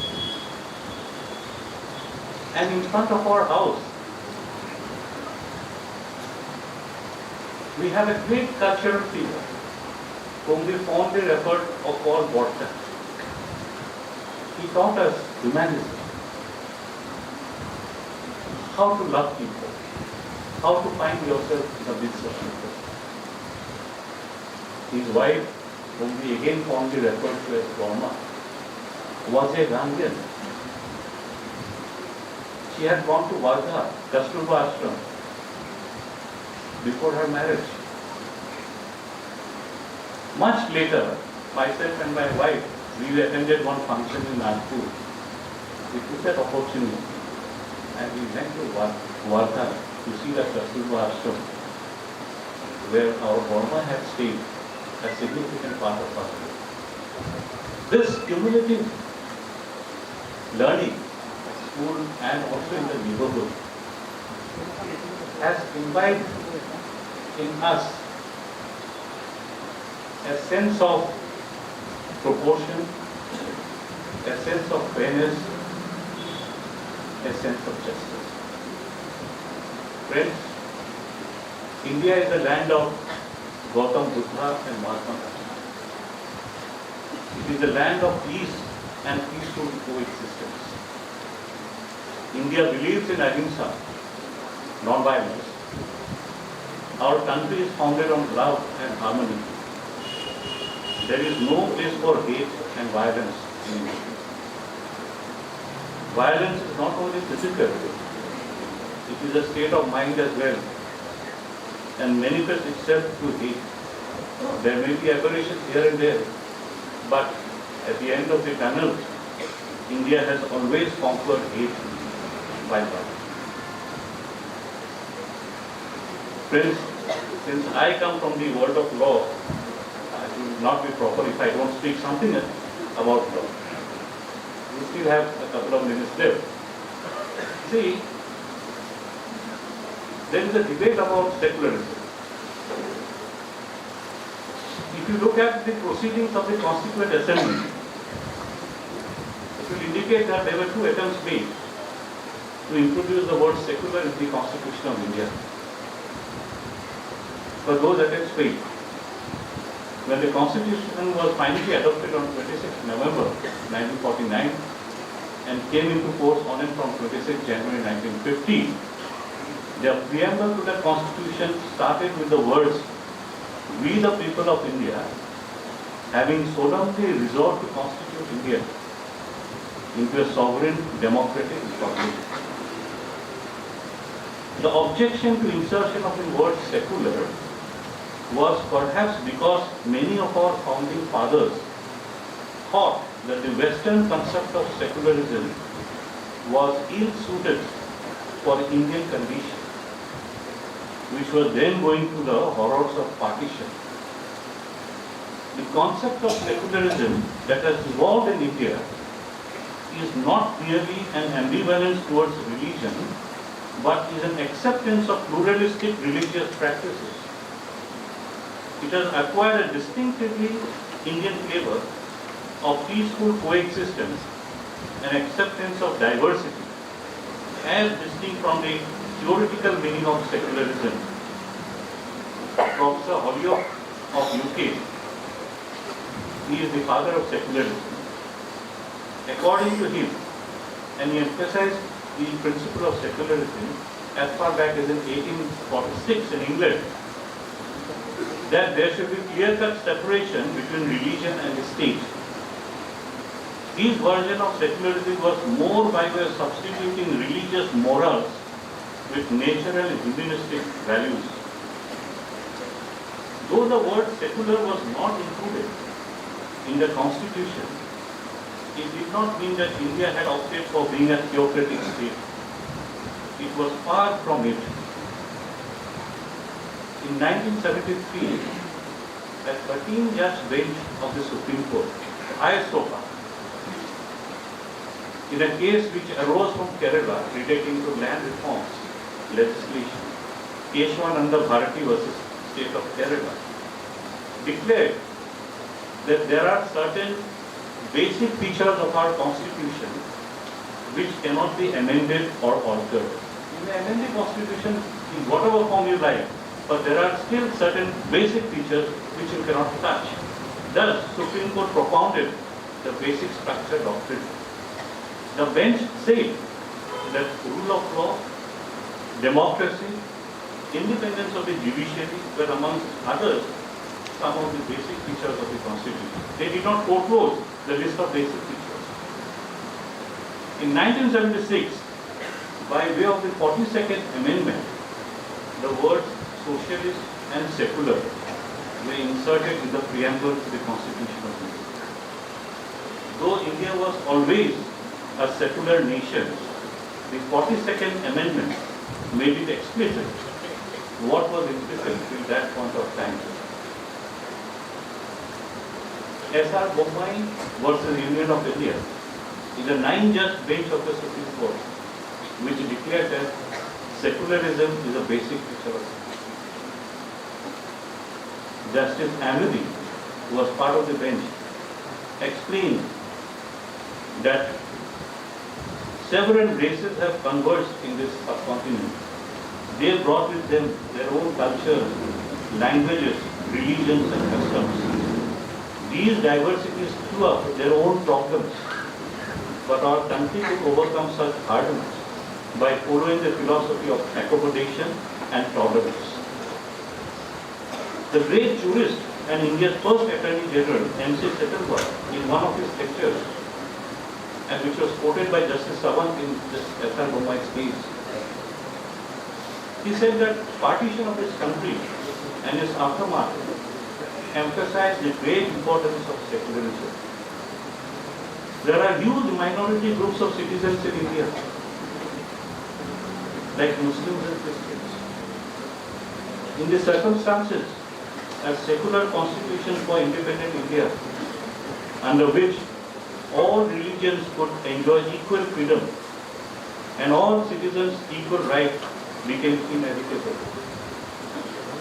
According to Justice Sawant, the ideal of a secular state in the sense of a state which treats all religions alike, is in a way more suited to the Indian condition than that of a truly secular state, by which it meant a state which creates complete separation between religion and the state. Justice Ramaswamy, again another member of the bench, observed that secularism teaches us a spirit of tolerance, Catholicity of outlook, and respect for each other's faith. He distinguished between religion and secularism. He said religion and secularism operate at different planes. Religion is a matter of personal belief and mode of worship and prayer. It's personal to the individual, while secularism operates on the temporal aspect of the state activity in dealing with people professing different religious faiths. According to him, and it's so true, the more devoted a person is, the more religious a person is, the greater should be his sense of heart, spirit of tolerance, and adherence to secular principles. Secularism, therefore, is not antithesis of religious devoutness. Mahatma Gandhi was a very religious person, but he gave us the message of the blend of religion and secularism for good of all human beings. True religion does not teach us to hate those professing other faiths. Bigotry is not religion, nor can narrow-mindedness be taken to be an index of one's loyalty to his religion. Very recently, a challenge was made to the insertion of the word secular in the Constitution. In a case called Badram Singh versus Union of India, Supreme Court, speaking to Chief Justice Khanna, dismissed the challenge and observed that while it is true that the Constituent Assembly has not agreed to include the word secular in the preamble, the Constitution is a living document. In 1949, the term secular was considered imprecise, as some scholars and jurists had interpreted it as being opposed to religion. Over time, India has developed its own interpretation of secularism, wherein the state neither supports any religion nor penalizes the profession and practice of any faith. The Constitution prohibits discrimination against citizens on the basis of one's religion. The guiding principles of our republic reflect the secular ethos. Article 25 guarantees all persons equal freedom of conscience and the right to freely profess, practice and propagate a religion. Article 26 extends to every religious denomination the right to establish and maintain religious and charitable institutions, manage, maintain religious and own and acquire property and administer such property in accordance with law. Article 30 grants religious and linguistic minorities the right to establish and administer their own educational institutions. In R.C. Podyal versus Union of India, Supreme Court observed that though the term secular was not present in the Constitution prior to 1976, secularism essentially represents the nation's commitment to treat persons of all faiths equally and without discrimination. This position was more forcefully elaborated by the Supreme Court in Ismail Faruqi versus Union of India, when it said that the expression secularism in the Indian subcontext, in the Indian context, is a term of the widest possible amplitude. The state maintains no religion of its own. All persons are equally entitled to freedom of conscience, along with the right to freely profess, practice and propagate their chosen religion, and all citizens, regardless of their religious beliefs, enjoy equal freedoms and rights. Friends, while my speech draws from my experience, both as a lawyer and as a judge, I must urge that the concept of secularism is not just legitimized by an explicit mention in the preamble or an implicit understanding of the Constitution.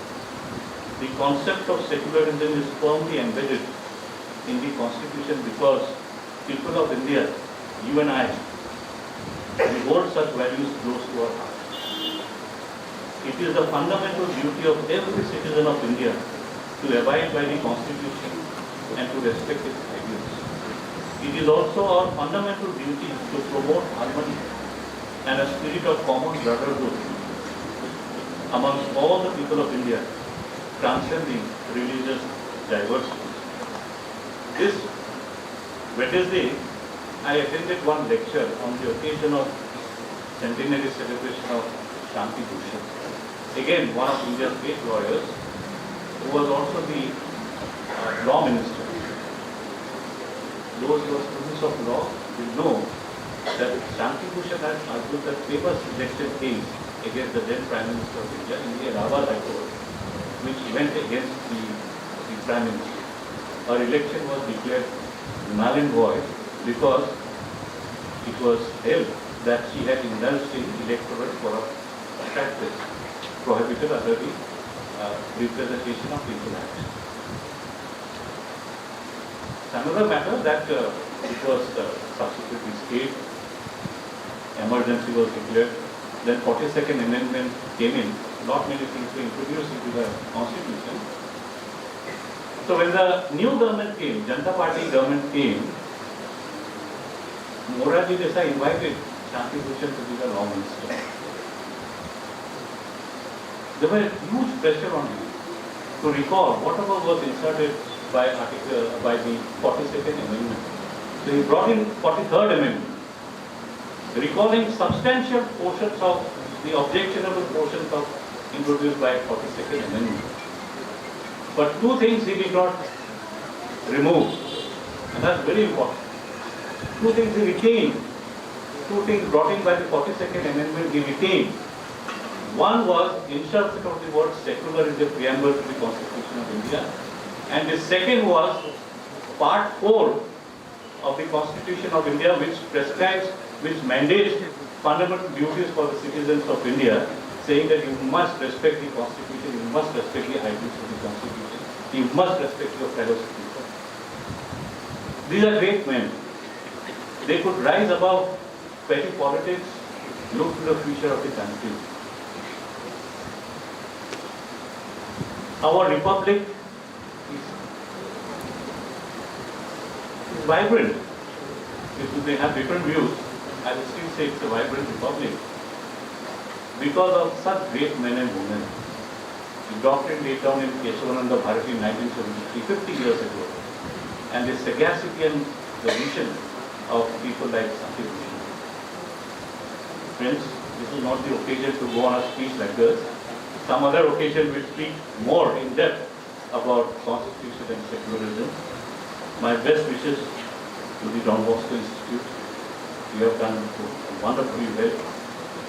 I am sure the Institute will continue the good work and carry forward its journey in the field of education, youth empowerment and social transformation. Thank you very much and God bless.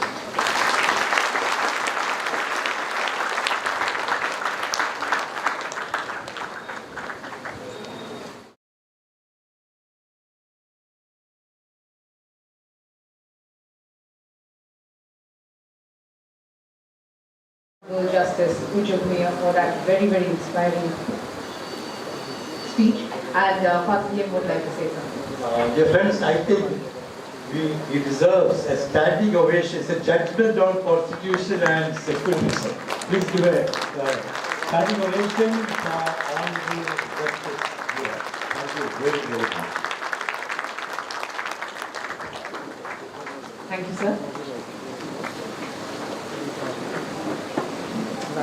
Building Dreams and Shaping Lives, an autobiography of Father D.M. Thomas. I'm very excited. I'm sure all of you must also be very, very excited. But before we do the book release, I would like to request Dr. Amojit Chaudhary to kindly come forward to do the introduction.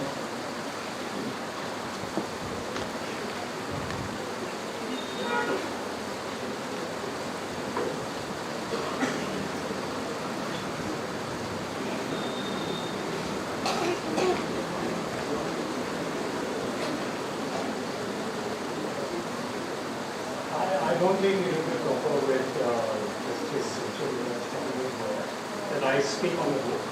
So I say I love the book and I hope everybody will enjoy it. That's it.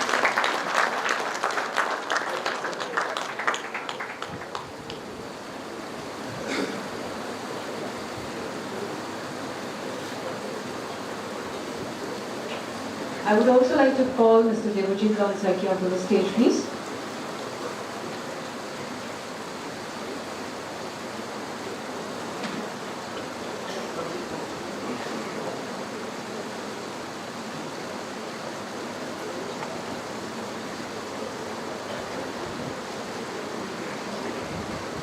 And now I'd like to request Honorable Justice Ujjwal Bhuiya to release the book, Building Dreams and Shaping Lives, an autobiography of Father V.M. Thomas.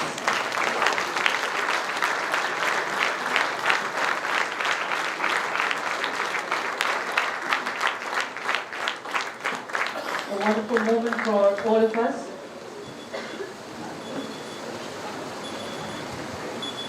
The book will now be presented to Mr. Devajit Gansaki. The first book.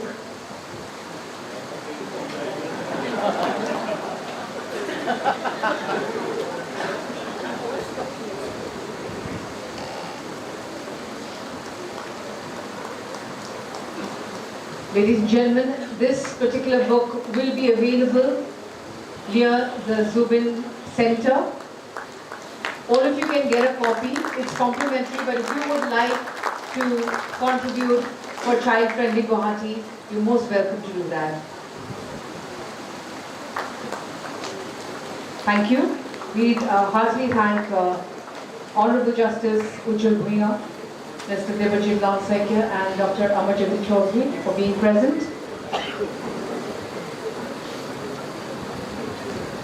And I'm sure all of you would love to hear a few words from this book.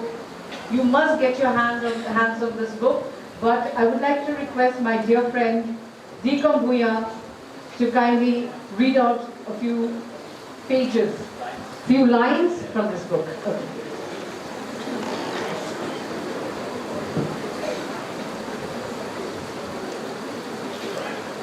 Chief guests of the evening,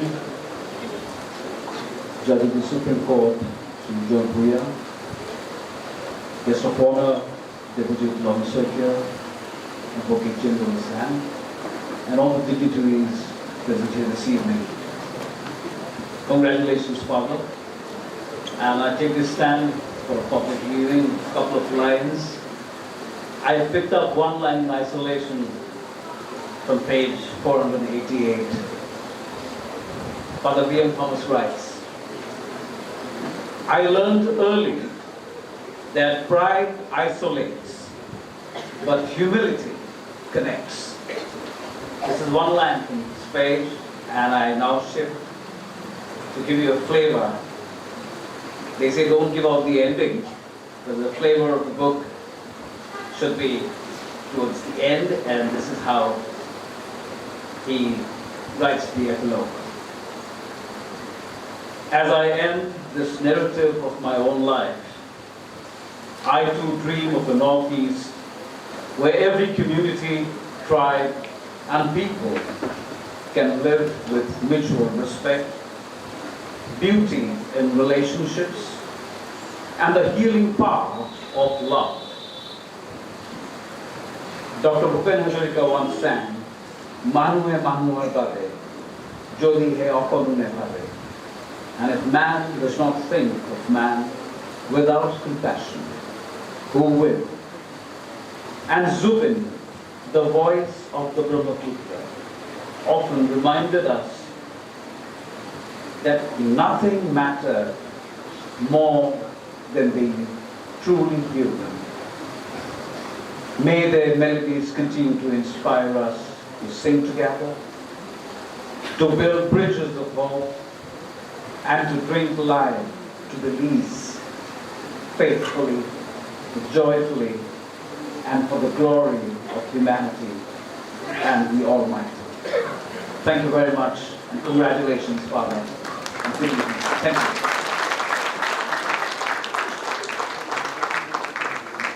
Thank you very much, Father.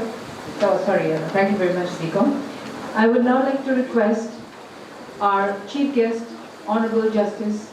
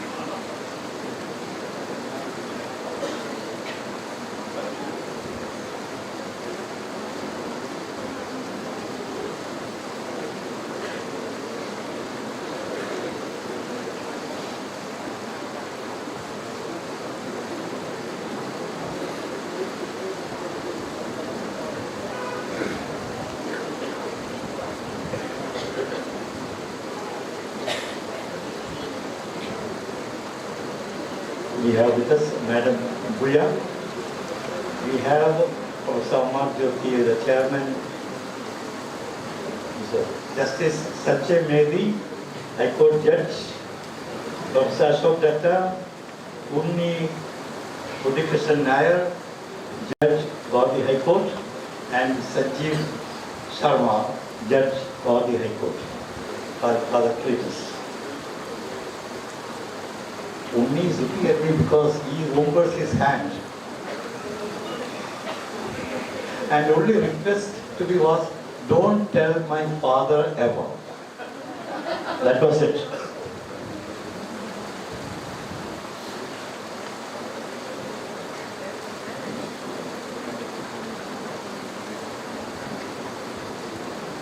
We request the guests to kindly come closer. This is a request from our photo journalist, Mr. Samsul Huda Barkiri. A wonderful moment for all of us.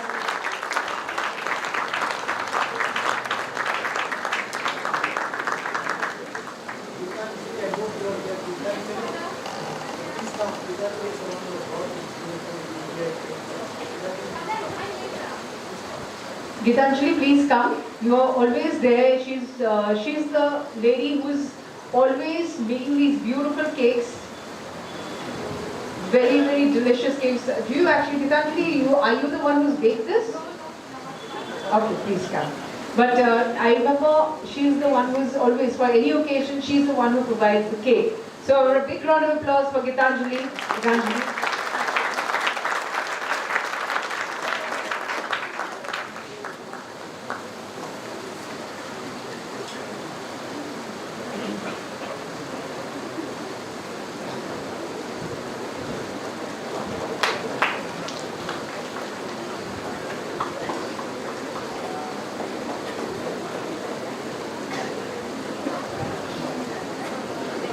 Gitanjali's got a big cake, so we are all going to get a little piece of this.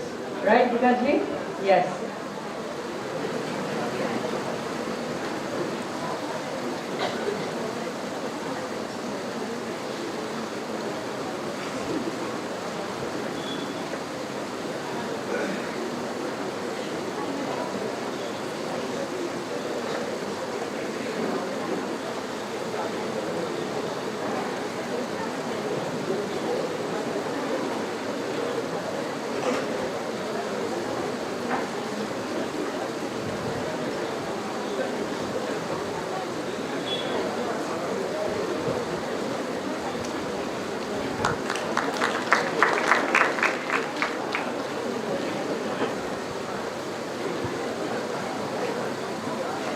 And a special piece for Gitanjali. Thank you, Gitanjali.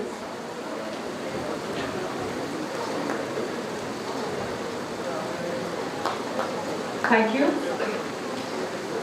We thank all our dignitaries who have joined us during this cake cutting ceremony. Thank you, ma'am.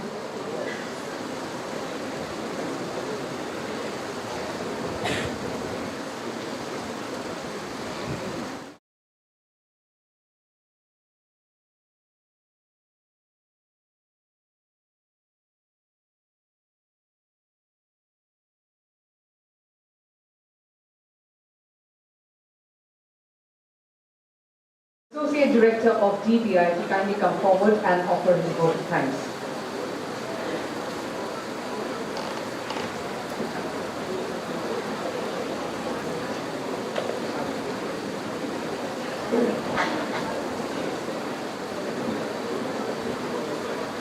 Dear esteemed Chief Guest, Honorable Justice Ujjwal Bhuyan, Judge of Supreme Court of India, Sri Devajit Saikya, the Advocate General of Assam, and BCCI Secretary, Dr. Amarjyoti Chaudhary, Chairman of Silver Jubilee Organizing Committee, Father B.M. Thomas, the Founder Director of DBI, Don Bosco Institute, Father Gladys, the Executive Director of Don Bosco Institute, all the other dignitaries, personalities, revered faculty members, students, alumni, and distinguished guests. As we conclude this memorable evening, it is my honor and privilege to propose a vote of thanks on behalf of the Silver Jubilee Organizing Committee of Don Bosco Institute, Jaipur, Kalguri, Guwahati. First and foremost, our deepest gratitude goes to the Almighty for blessing us with the opportunity to come together and celebrate 25 years of Don Bosco Institute at the service of young people and the society. And it is with great honor that we would like to express our profound gratitude and appreciation to our Chief Guest, to our dear Honorable Justice Ujjwal Bhuyan, Judge of Supreme Court of India, for gracing this occasion and sharing your vision, wisdom, and enlightening our minds and hearts with us this evening. Thank you very much, dear sir, for sparing your valuable time with us today. We are also equally grateful to Sri Devajit Saikya, the Advocate General of Assam, and BCCI Secretary for gracing us with your presence for an inspiring and thought-provoking message. Thank you very much, sir. A special word of thanks and our sincere gratitude to Dr. Amarjyoti Chaudhary, Chairman of Silver Jubilee Organizing Committee, for your welcome address and setting the tone for this celebration. Thank you very much, dear sir. A word of gratitude to Reverend Father B.M. Thomas, the Founder Director of the Institute, for your presence and for your valuable Jubilee message and for laying the foundation of this esteemed institution. Thank you very much, dear Father. We also would like to thank Reverend Father Cletus, the Executive Director of the DBI or the Don Bosco Institute, for your words of felicitation and for the constant guidance and for your unwavering support towards the growth of our institute and for your meticulous plan for this great event. Thank you very much, dear Father.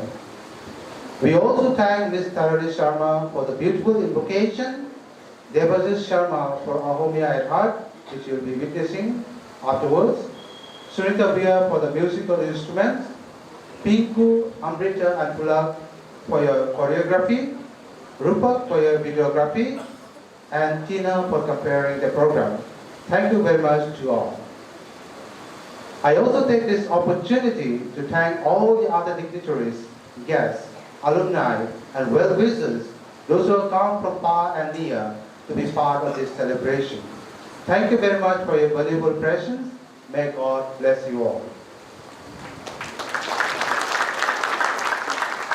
Last but not the least, there are no secrets to success. It is a result of preparation, hard work, and learning. A special mention goes to all the staff members of Don Bosco Institute for making this Silver Jubilee celebration a memorable one through your dedication and hard work. Thank you, dear teachers, and all the staff members, and may God reward you for all your hard work. Thank you very much. And we conclude with gratitude and hope that Don Bosco Institute will continue to build dreams and shape lives for many years to come. Thank you once again to each and every one of you present here. Thank you.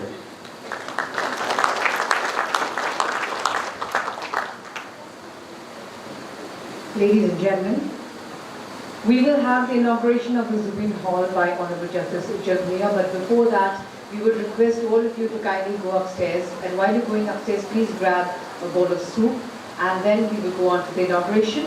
And for all of you, please understand that our chief guest will be taking the lift. The others will have to walk up and do a little bit of hard work. No, so that's okay. Okay, so we look forward to seeing you all in the Zubin Hall in a short while, and it will be carried forward by my friend Igom.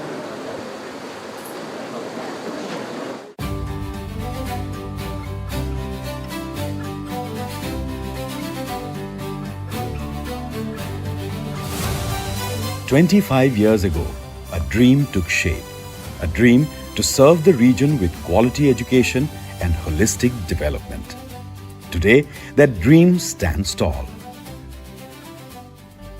Don Bosco Institute is a dream on the hillside, with the river, the hills and the heavens as its neighbors. We can truly say it's a place where there is harmony. This institute is geared for development of people, to empower them with knowledge so that they develop themselves both personally and professionally. It was Don Bosco's vision to bring education to every child, especially the underprivileged. Inspired by this mission, the foundation of Don Bosco Institute was laid with a promise to make education a light for all. In the year 2000, this dream began to take form with the laying of the foundation stone by the then Chief Minister, Mr. Prafullo Kumar Mohanto, on the 8th of December.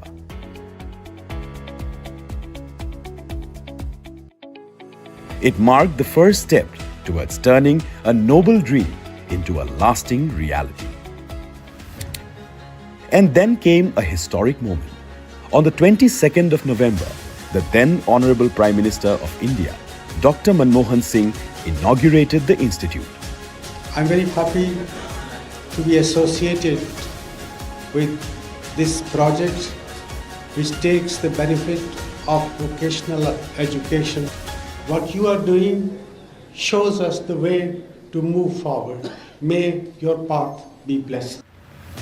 From its humble beginnings to becoming a beacon of learning, Don Bosco Institute has touched countless lives. For 25 years, it has shaped young minds, built dreams, and transformed the educational landscape of Northeast India. It's a very proud moment that the Don Bosco Institute is celebrating the 25th year of its foundation. All the faculties that are here and those who teach us, they're so good and very welcoming, and plus they're very qualified. This strength has helped me to understand how aviation world works and prepared me with successful career in this field. In AI, the future lies, and we will revolutionize not only Northeast but the world with our students becoming AI engineers. Lots of candidates have gone for the placement. We have tied up with a lot of companies like Taj, Marriott, Hilton, and Radisson Blu, and like a resort, and etc. To date, DBI has trained over 3,000 high school principals and headmasters. The institute also conducts a conference dedicated to educators and school leaders annually. The journey has been remarkable, training over 1 lakh youth and community members, empowering thousands of teachers, supporting children in need, and guiding students towards successful professional careers. Each achievement stands as a testament to the Institute's unwavering dedication and commitment to excellence.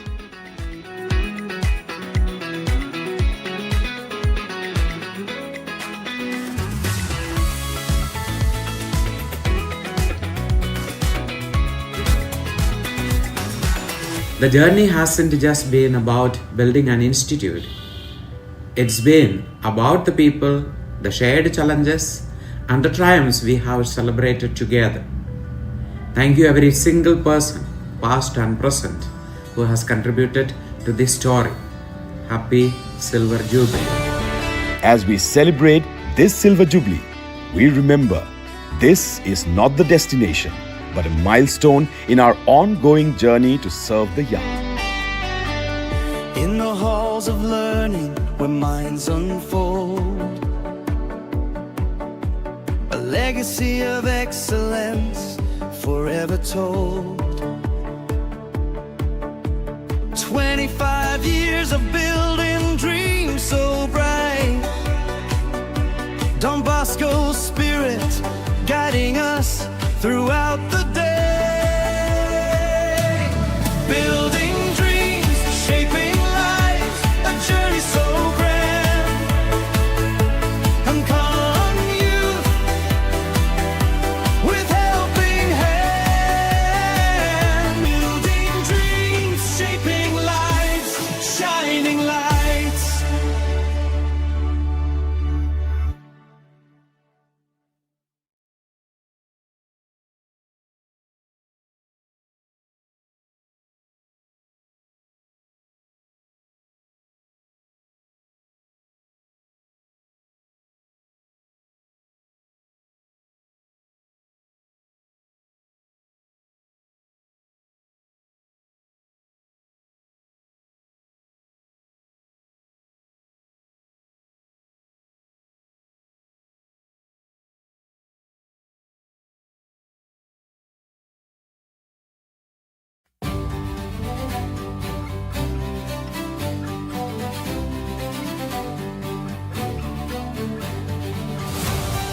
"25 years ago, a dream took shape. A dream to serve the region with quality education and holistic development. Today, that dream stands tall. Don Bosco Institute is a dream on the hillside, with the river, the hills, and the heavens as its neighbors. We can truly say it's a place where there is harmony. This institute is geared for development of people, to empower them with knowledge so that they develop themselves both personally and professionally. It was Don Bosco's vision to bring education to every child, especially the underprivileged. Inspired by this mission, the foundation of Don Bosco Institute was laid with a promise to make education a light for all. In the year 2000, this dream began to take form with the laying of the foundation stone by the then Chief Minister, Mr. Prafullo Kumar Mohanto, on the 8th of December.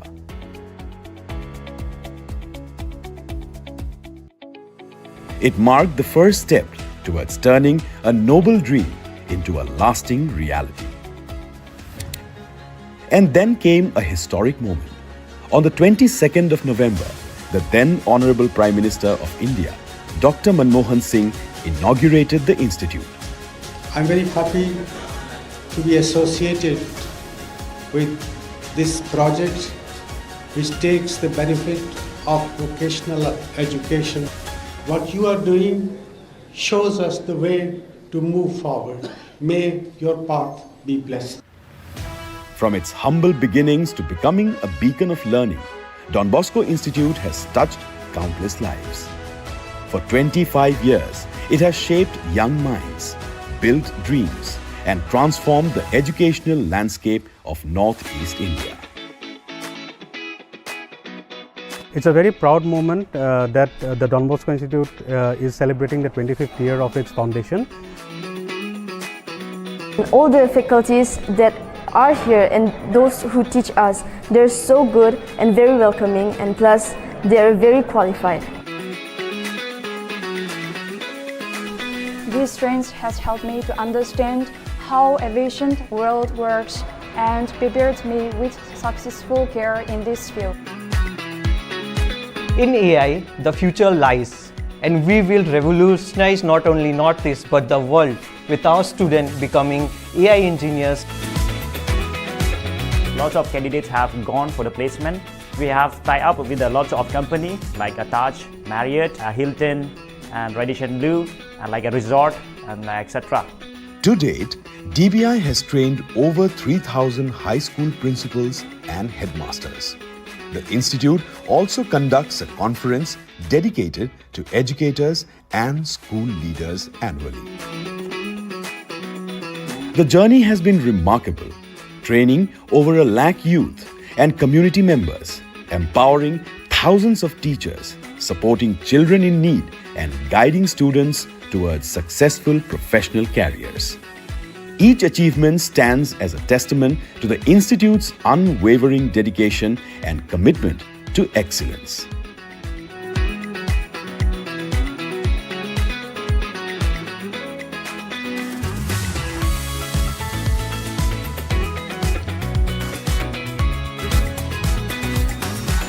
The journey hasn't just been about building an institute. It's been about the people, the shared challenges, and the triumphs we have celebrated together.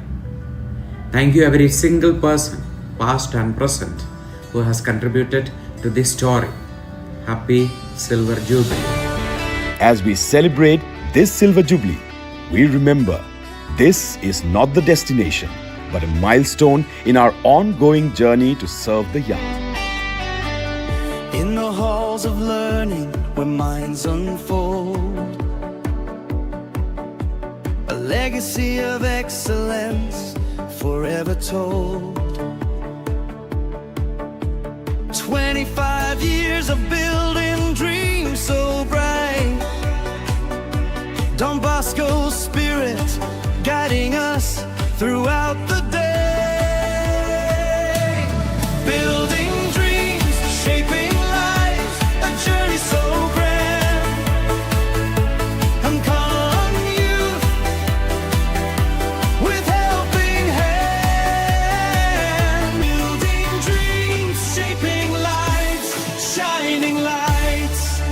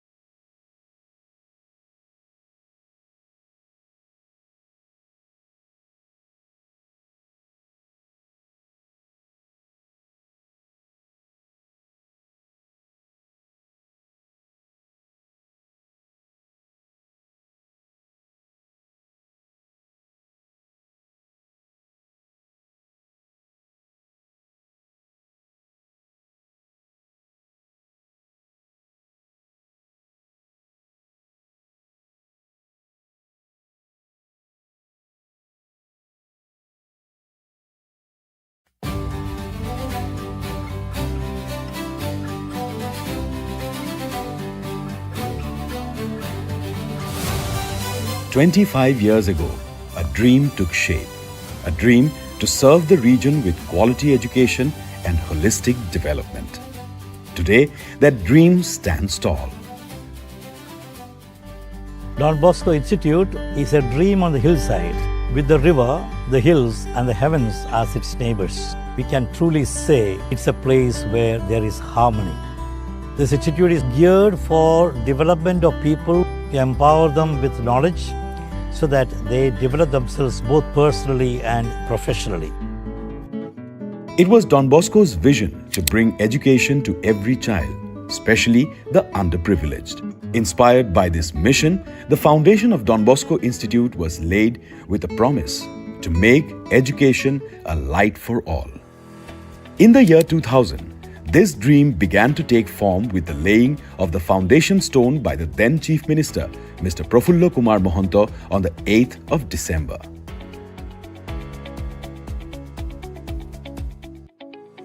It marked the first step towards turning a noble dream into a lasting reality.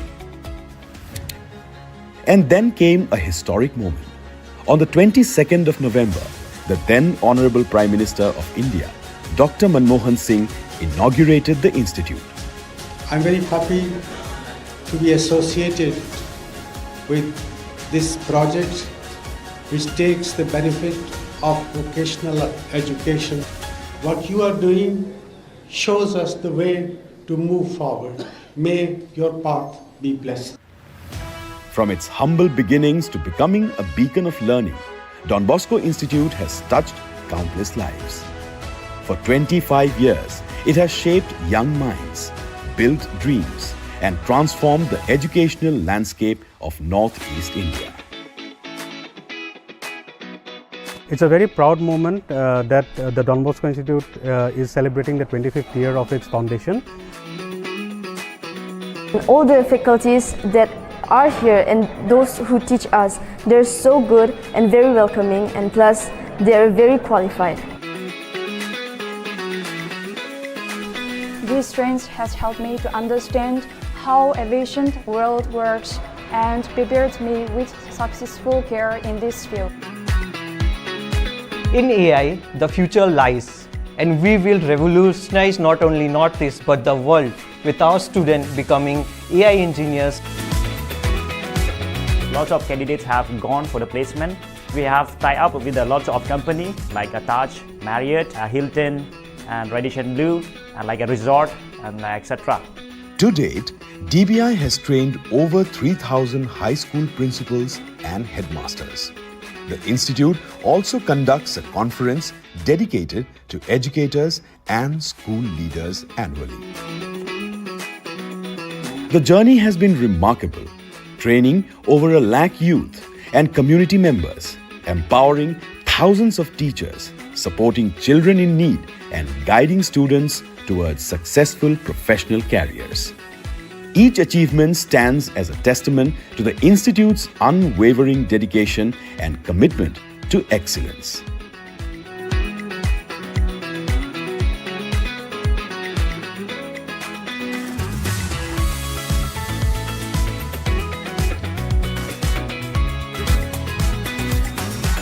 The journey hasn't just been about building an institute.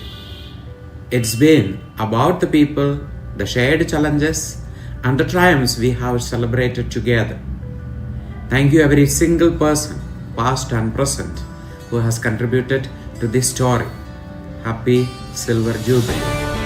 As we celebrate this Silver Jubilee, we remember this is not the destination, but a milestone in our ongoing journey to serve the young. In the halls of learning where minds unfold, a legacy of excellence forever told. 25 years of building dreams so bright, Don Bosco's spirit guiding us throughout the day. Building dreams, shaping lives, a journey so grand. And call on youth with helping hand. Building dreams, shaping lives, shining lights.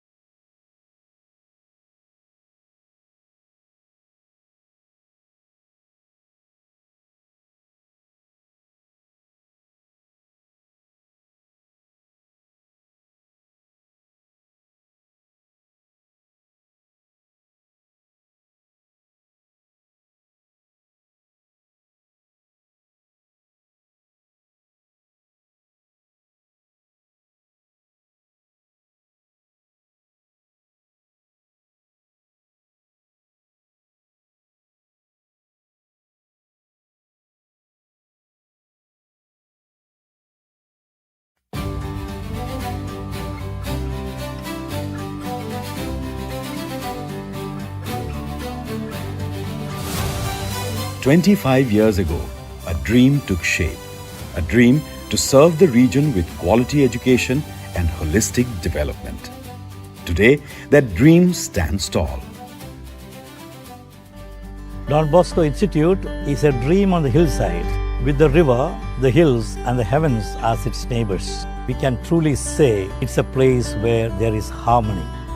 This institute is geared for development of people, to empower them with knowledge so that they develop themselves both personally and professionally. It was Don Bosco's vision to bring education to every child, especially the underprivileged. Inspired by this mission, the foundation of Don Bosco Institute was laid with a promise to make education a light for all.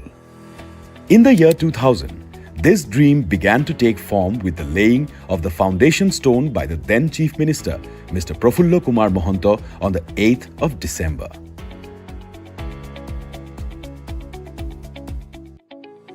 It marked the first step towards turning a noble dream into a lasting reality. And then came a historic moment. On the 22nd of November, the then Honorable Prime Minister of India, Dr. Manmohan Singh, inaugurated the institute. I'm very happy to be associated with this project, which takes the benefit of vocational education. What you are doing shows us the way to move forward. May your path be blessed. From its humble beginnings to becoming a beacon of learning, Don Bosco Institute has touched countless lives. For 25 years, it has shaped young minds, built dreams, and transformed the educational landscape of Northeast India. It's a very proud moment that the Don Bosco Institute is celebrating the 25th year of its foundation. All the faculties that are here and those who teach us, they're so good and very welcoming, and plus they're very qualified. This strength has helped me to understand how aviation world works and prepared me with successful career in this field. In AI, the future lies, and we will revolutionize not only Northeast but the world with our students becoming AI engineers. Lots of candidates have gone for the placement. We have tied up with a lot of companies like a Taj, Marriott, Hilton, and Radisson Blu, and like a resort, and etc. To date, DBI has trained over 3,000 high school principals and headmasters.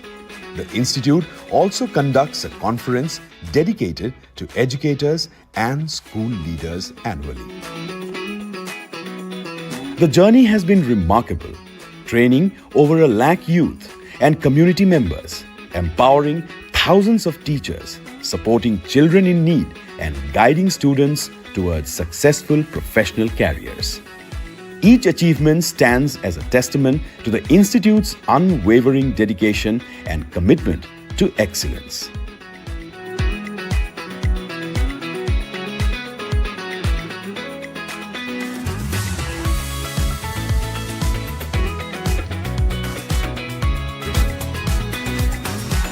The journey hasn't just been about building an institute.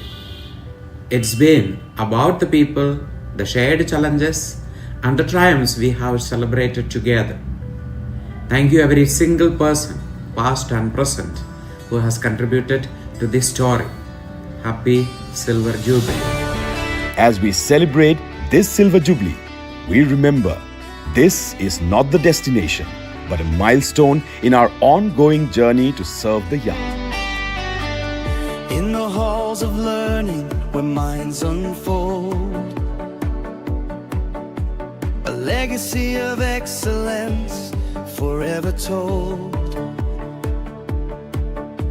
25 years of building dreams so bright, Don Bosco's spirit guiding us throughout the day.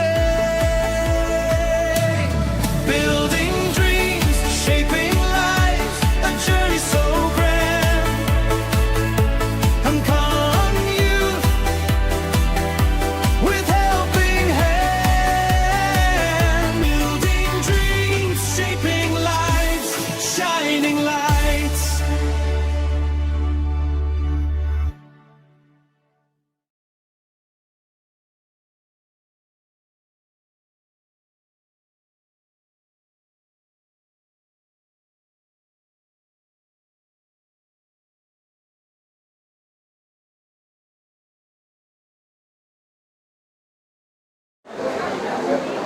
Hello. Hello. Hello, hello, hello, hello, DBI. Are you excited? Are you ready? How many are ready?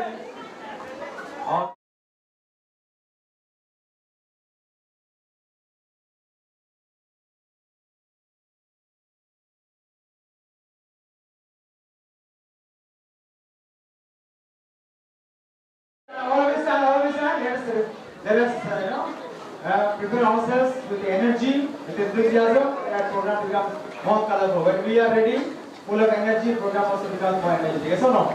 Yes, let's begin with Bosco yet. Give me a B! B! Not loud enough. You're not excited. Give me a B! B! No. 90% only energy. Give me a B! B! 99%. 1% missing energy. We need energy because our friends are here from near and far. If your energy is not there, how they will energy? We need energy. Once again, give me a B! B! Give me a O! Give me a S! S! Give me a C! C! Give me a O! Bosco! Don Bosco! Don Bosco! Okay, hello! Hi! Now we will welcome our friends with a welcome song. We have different style of welcoming our friends. It's very uncommon. We'll enjoy it. Okay? Yeah. So that is good. Okay.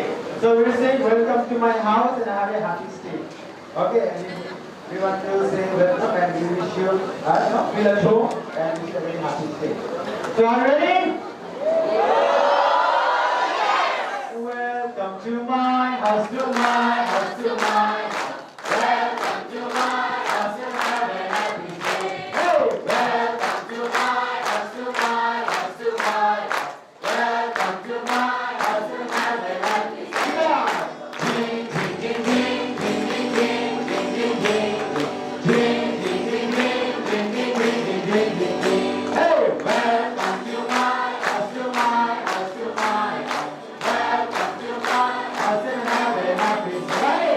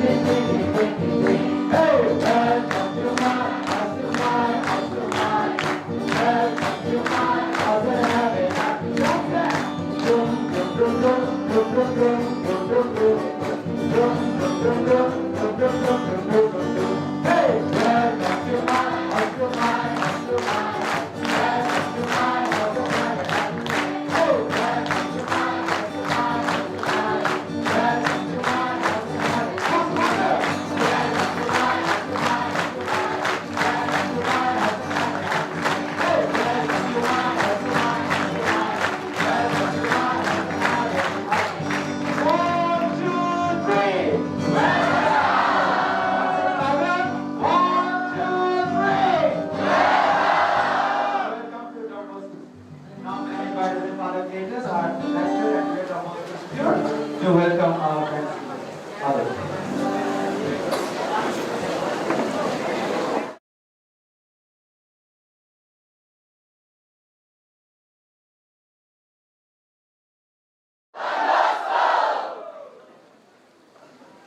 We have been waiting for this moment to listen and to enjoy one of the very famous music band that we have in Assam, Opomia by Heart. So my dear friends, the moment has come, the team is ready, we are all excited and we are going to listen to the musical performed by Opomia by Heart. It's my privilege to welcome all the way from Morigao, Guwahati itself, all the way from Guwahati itself, the musical team to DBI to perform for us this evening. May I have the joy of welcoming each one of them with their DBI special scarf. Put your hands together as I welcome them to your audience.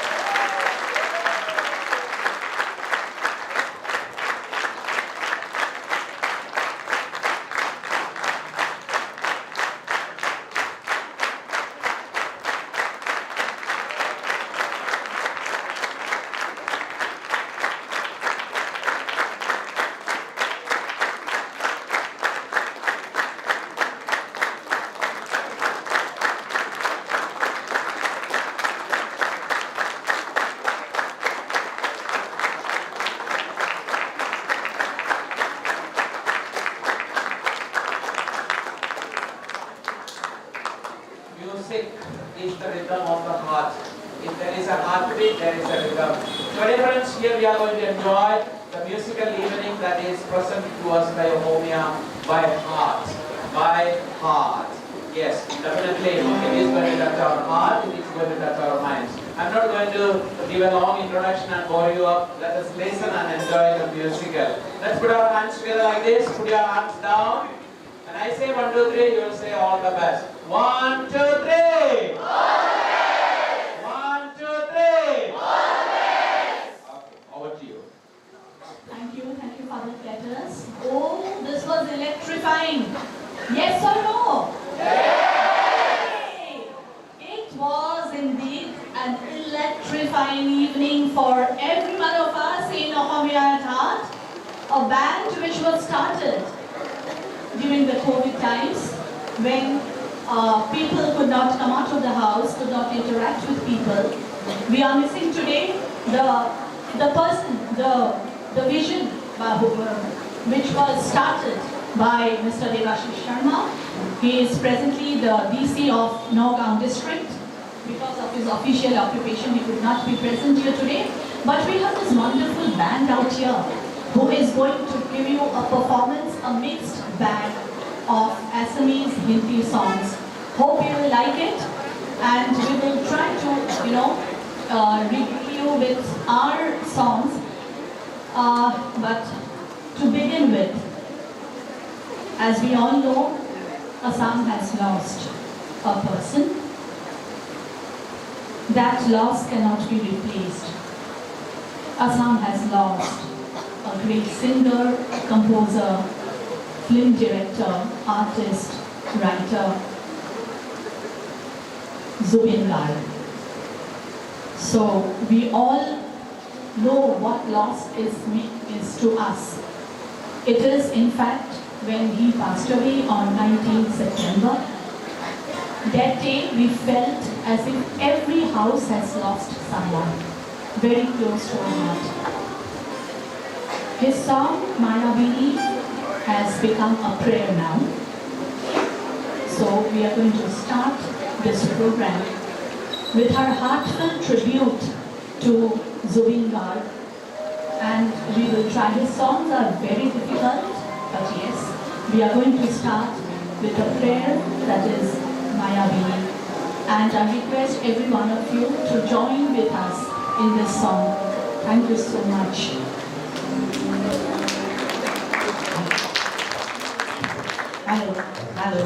Hello, Chief. Hello.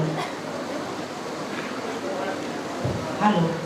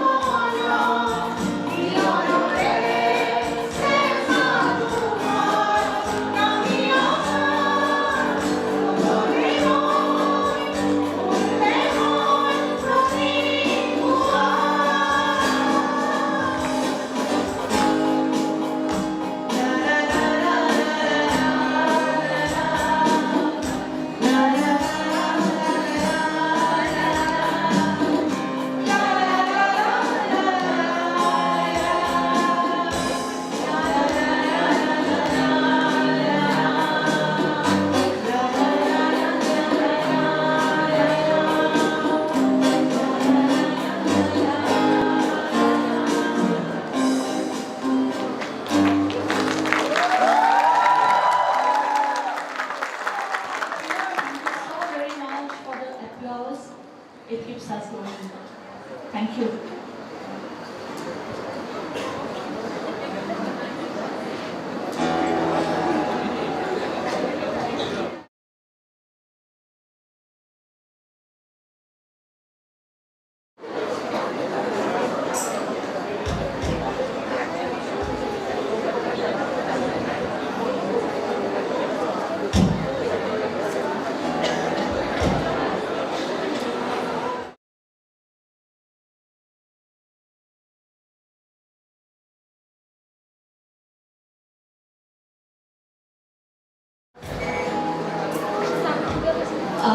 Now we are going to present a little faster Assamese song. 2025 we have lost around 8 people from the field of culture and arts and art and culture. We lost Hemanta Bhatta, who had penned down a beautiful song called Bora Hatumi, that was written by him. And we all know that he passed away in this year. The words were given a beautiful tune by Syed Sadullah sir. He too passed away last month. So it's a humble tribute to Hemanta Dr. sir and Syed Sadullah sir for the wonderful song that they had gifted to the people of Assam. Thank you.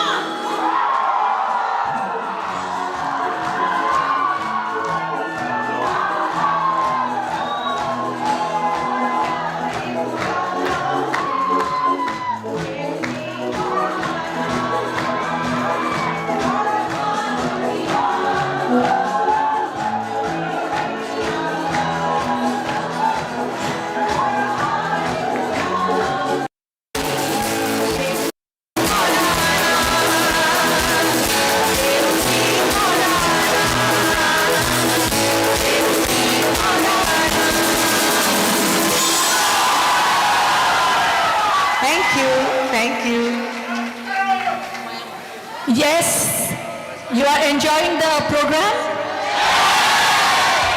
Wow. It's always a pleasure coming to Don Bosco Institute. I still remember I am a pass out of St. Mary's English High School, Guwahati. And we still remember those days when our sister would tell us that there is a fate in Don Bosco. And we would be very excited because we interact with the boys. So that was the time when we really enjoyed, and here it's a flashback of memories coming down to DBI.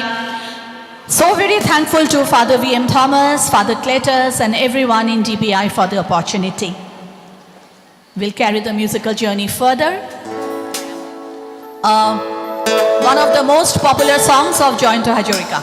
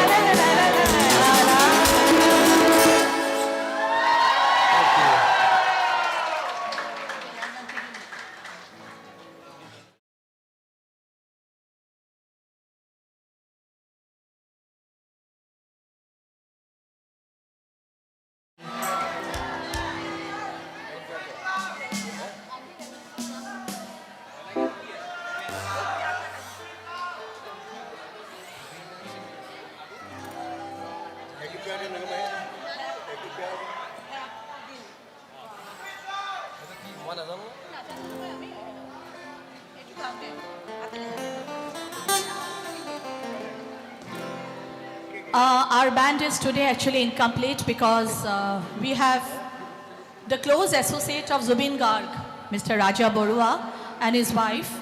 They are also a part of this team, and we have Mintu Sharma and Dr. Nilakshi, but they could not come. Raja and Moshumi, his wife, doesn't really miss so much, but after the incident with Zubin Garg, he has been called to various places because of which he couldn't come. So he has sent his best wishes to all of you.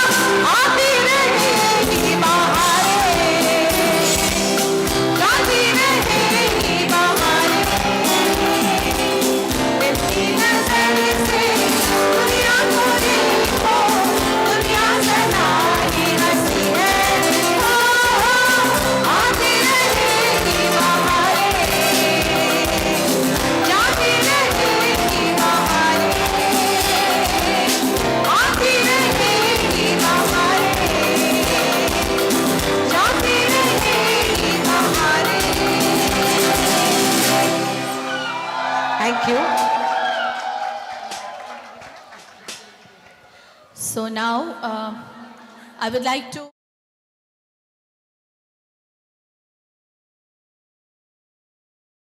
Bhargavjit Sharma. Hi everybody. To Hello. sing a solo song. Have you, I think almost all of you have watched Roy Roy Binale, yes or no? There is a beautiful song from that film, and Bhargav will sing the most popular song of the film Roy Roy Binale. Over to you, Bhargav. Thank you, ma'am. The song is called June Jole. Anybody heard that song? June Jolie, sorry. So I'll be singing on track today. This song I'll be singing on track, it's not on practice today. So, may I please request the song to be played? Thank you. As you wish.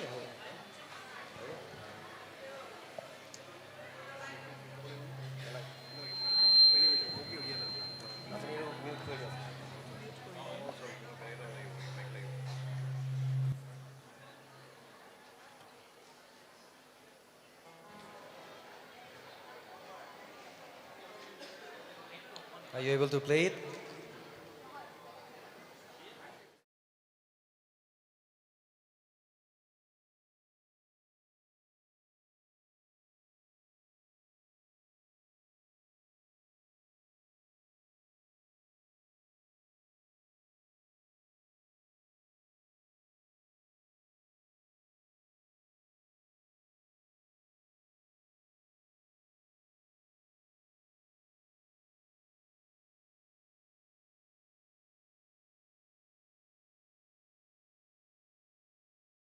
Hands up, everybody.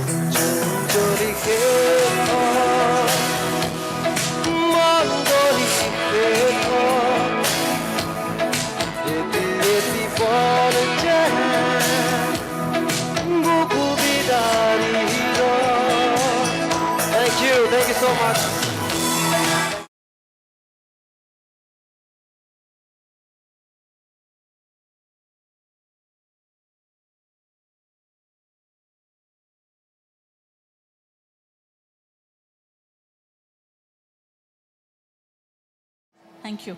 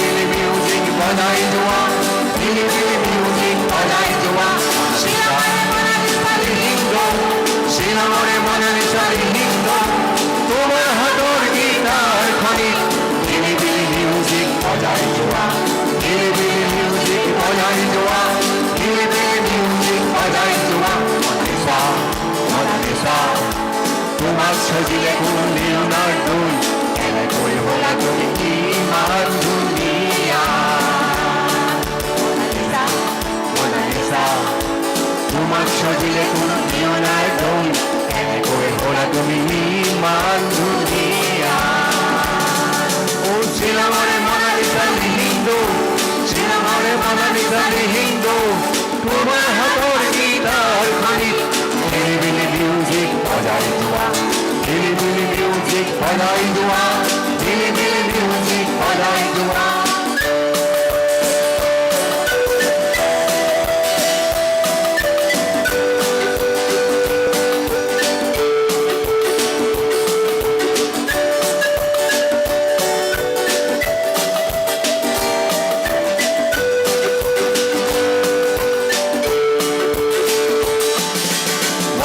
আসলে দুয়ো গরখিয়া সরাতির ফুরে ফুরে কিনকিন বরফুনে ভিজা ছিলাম পিকত সেই দেওবারে পোয়া মনত আছেনে দুয়ো গরখিয়া সরাতির ফুরে ফুরে কিনকিন বরফুনে ভিজা ছিলাম পিকত সেই দেওবারে পোয়া মিউজিক বজাই দোয়া মিউজিক বজাই দোয়া বজাই দোয়া মিউজিক বজাই দোয়া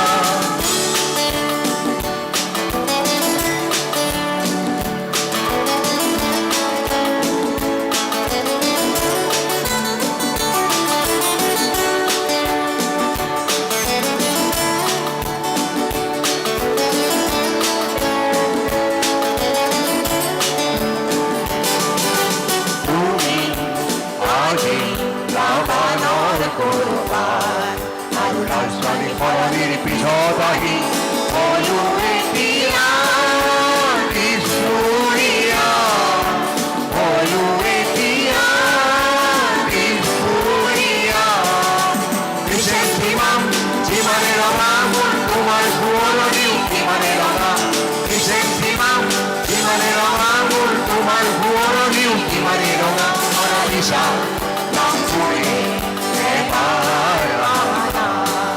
I don't want to sleep on an on-pule Tondin, gitara pure modul barati pua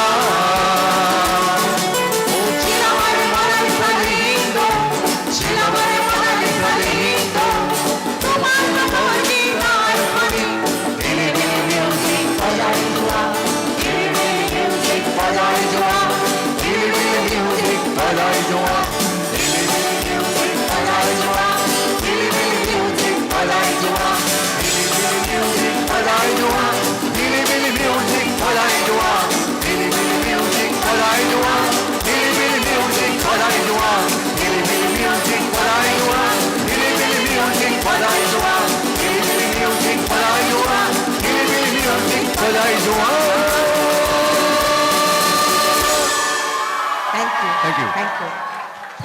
Thank you so very much.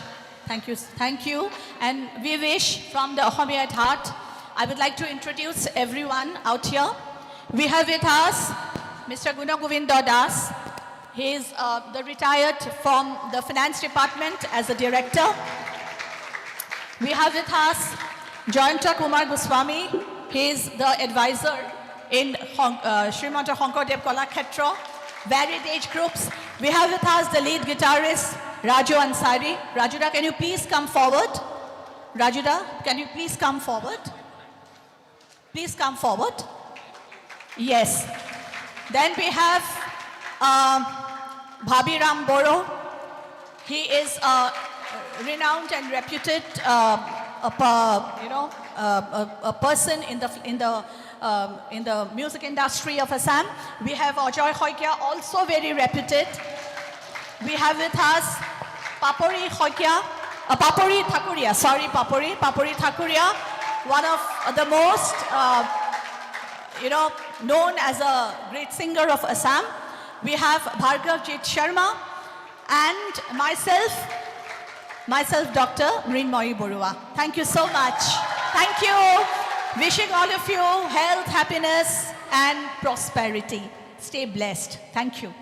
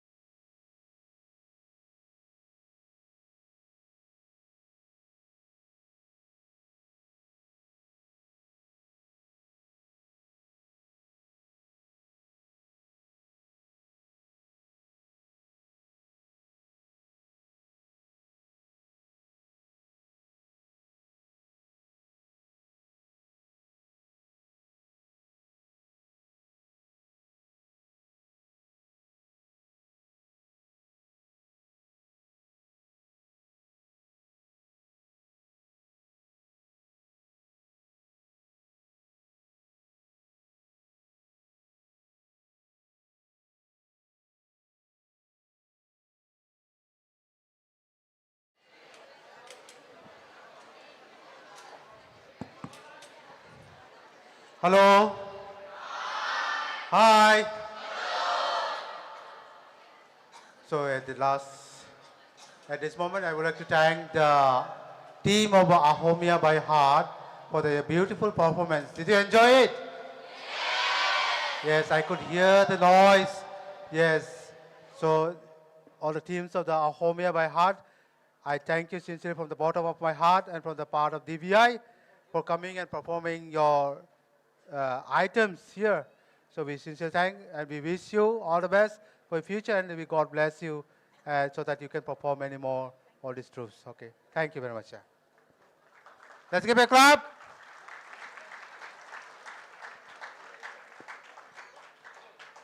Okay, we'll do like this now. So now it's 9 o'clock, so we'll go for dinner. Okay. So all the girls, please get up. All the girls, please move.